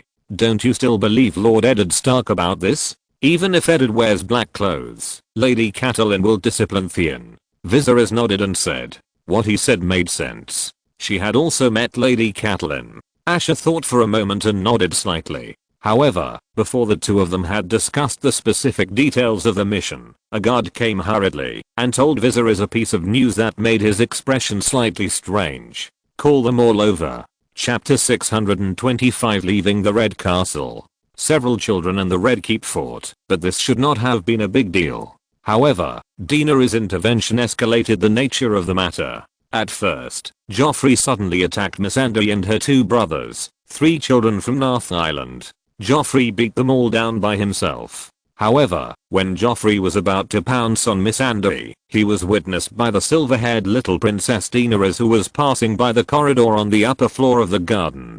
Viserys' servant Gendry happened to be by her side. So Daenerys ordered Gendry to attack Joffrey and save the foreign girl with dark skin. Then the battle between Gendry and Joffrey followed. The real and fake sons of Robert fought each other, and the fight was bruised and swollen, which alarmed the palace guards and finally stabbed Viserys. In the royal council hall, Asha Greyjoy, the daughter of the sea monster, did not leave. She insisted on staying after hearing such interesting things, and Viserys ignored her. At this moment, a row of children stood in front of him with their heads down, and their heights rose and fell like waves from left to right. The thinnest ones were the 3 children from North Island, and then there was Joffrey. Gendry was 2 years older than Joffrey, and the boy had Robert's style, with short black hair, tall height, and strong muscles, and he was a head taller than Joffrey. As for the last one, it was Viserys' sister Daenerys. The silver-haired little princess was the same age as Gendry, and was as tall as Joffrey. She stood on the far right of the team, with her head down, and pinching the hem of her skirt, looking pitiful. But in fact, Viserys knew that this girl had more ghost ideas in her heart than anyone else, and was even more difficult to control than Rhaenys when she was young. The expression she put on now was very likely pretended. I made a mistake. But I was pretending. Tell me, what happened? Viserys' eyes swept over the boys and girls present. Among them, the 2 dark-skinned boys were the most seriously injured. The 2 of them combined could not beat Joffrey, and Joffrey himself was right behind. He could not guess what happened, just by looking at the appearance of these people, why several children who should not be gathered together would actually fight together. It was quite interesting to say that the relationship between the people in front of him was complicated. If they followed the original trajectory, they would all be very important characters, but now they stood in front of Viserys and bowed their heads to admit their mistakes. It's them. Under Viserys' gaze, the boys all bowed their heads and remained silent, but Joffrey, who was beaten by Gendry and had a bruised face, looked terrified, but at this time he still gritted his teeth and complained first. I was just passing by the garden, and these foreigners suddenly rushed up to beat me. I was just forced to fight back. Lie. However, before Joffrey finished speaking, the 2 girls standing on the far left and far right of the team raised their heads at the same time and refuted in unison. After the 2 girls spoke at the same time, they were slightly stunned and then looked at each other. Both of them spoke Valyrian, and Missandei was a few years younger than Daenerys. But the 2 girls actually felt a little bit of sympathy in their hearts, because although they didn't know each other, they were comrades fighting side by side at this time.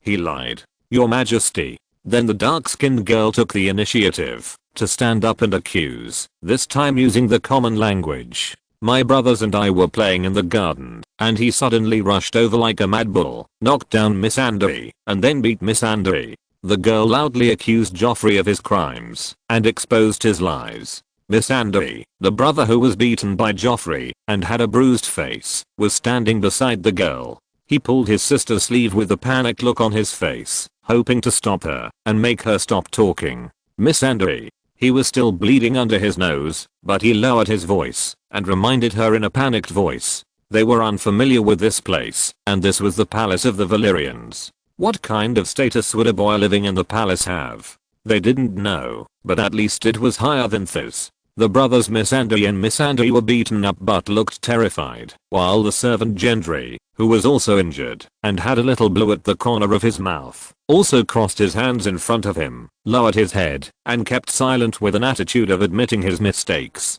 Gendry didn't know his identity. All he knew was that he was a damned bastard, and Prince Joffrey was also a bastard, but after all, he was a bastard of the Baratheon or Lannister family. He couldn't figure it out, but his status should be higher than his own. He just followed the order of Her Royal Highness the Princess and went up to beat someone. Now Gendry also regretted it a little. He should have just grabbed Joffrey instead of punching him in the face. There are 6 children here, 1 liar, 2 boys and 3 girls. Asher Greyjoy, who was leaning on the stone pillar on the other side, watched the fun for a while, then couldn't help but sneered and teased. The 6 boys and girls present were slightly stunned when they heard her words, but then they reacted. Asher's words were not difficult to understand. Joffrey's face was even more panicked. He instinctively wanted to lie, but didn't expect to be exposed directly. Missandei, Missandei and Gendry, the biggest one on the other side, all blushed. The rest of the matter was simple. Missandei and Daenerys, the 2 girls, talked one by one and restored the whole process of the whole thing. It was probably that Joffrey attacked the guests of North Island like crazy and Daenerys passed by to defend the injustice, but a name, Joffrey should be counted as attacking Her Royal Highness the Princess. Your name is Missandei? Viserys had a strange look on his face when he heard the black-skinned girl introduce herself. Fate was unpredictable. He didn't expect Daenerys to meet his little maiden best friend in advance. However, the parents of both parties, the messenger mirrors of the Nath people, and Cersei who was working in the laundry room were called over together. Cersei looked uneasy on her face, looking at the injury on Joffrey's face with heartache, and then cast a resentful look at Gendry on the other side. It stands to reason that attacking a prince or princess should be punished by death, or at least by cutting off a hand. But Viserys is not such a hypocritical person, and Daenerys was not injured, but beat the other party. He was thinking about a problem at the moment. Joffrey has grown up gradually, and it seems a bit inappropriate to live in the Red Castle. Should he be allowed to leave the Red Castle? End of this chapter. Thank you very much for reaching the end. Don't forget to like. Looking for more exclusive content and immediate access? Subscribe to our Patreon. Remember, every like, subscription, or donation encourages us to continue. Thanks to everyone. See you in the next video.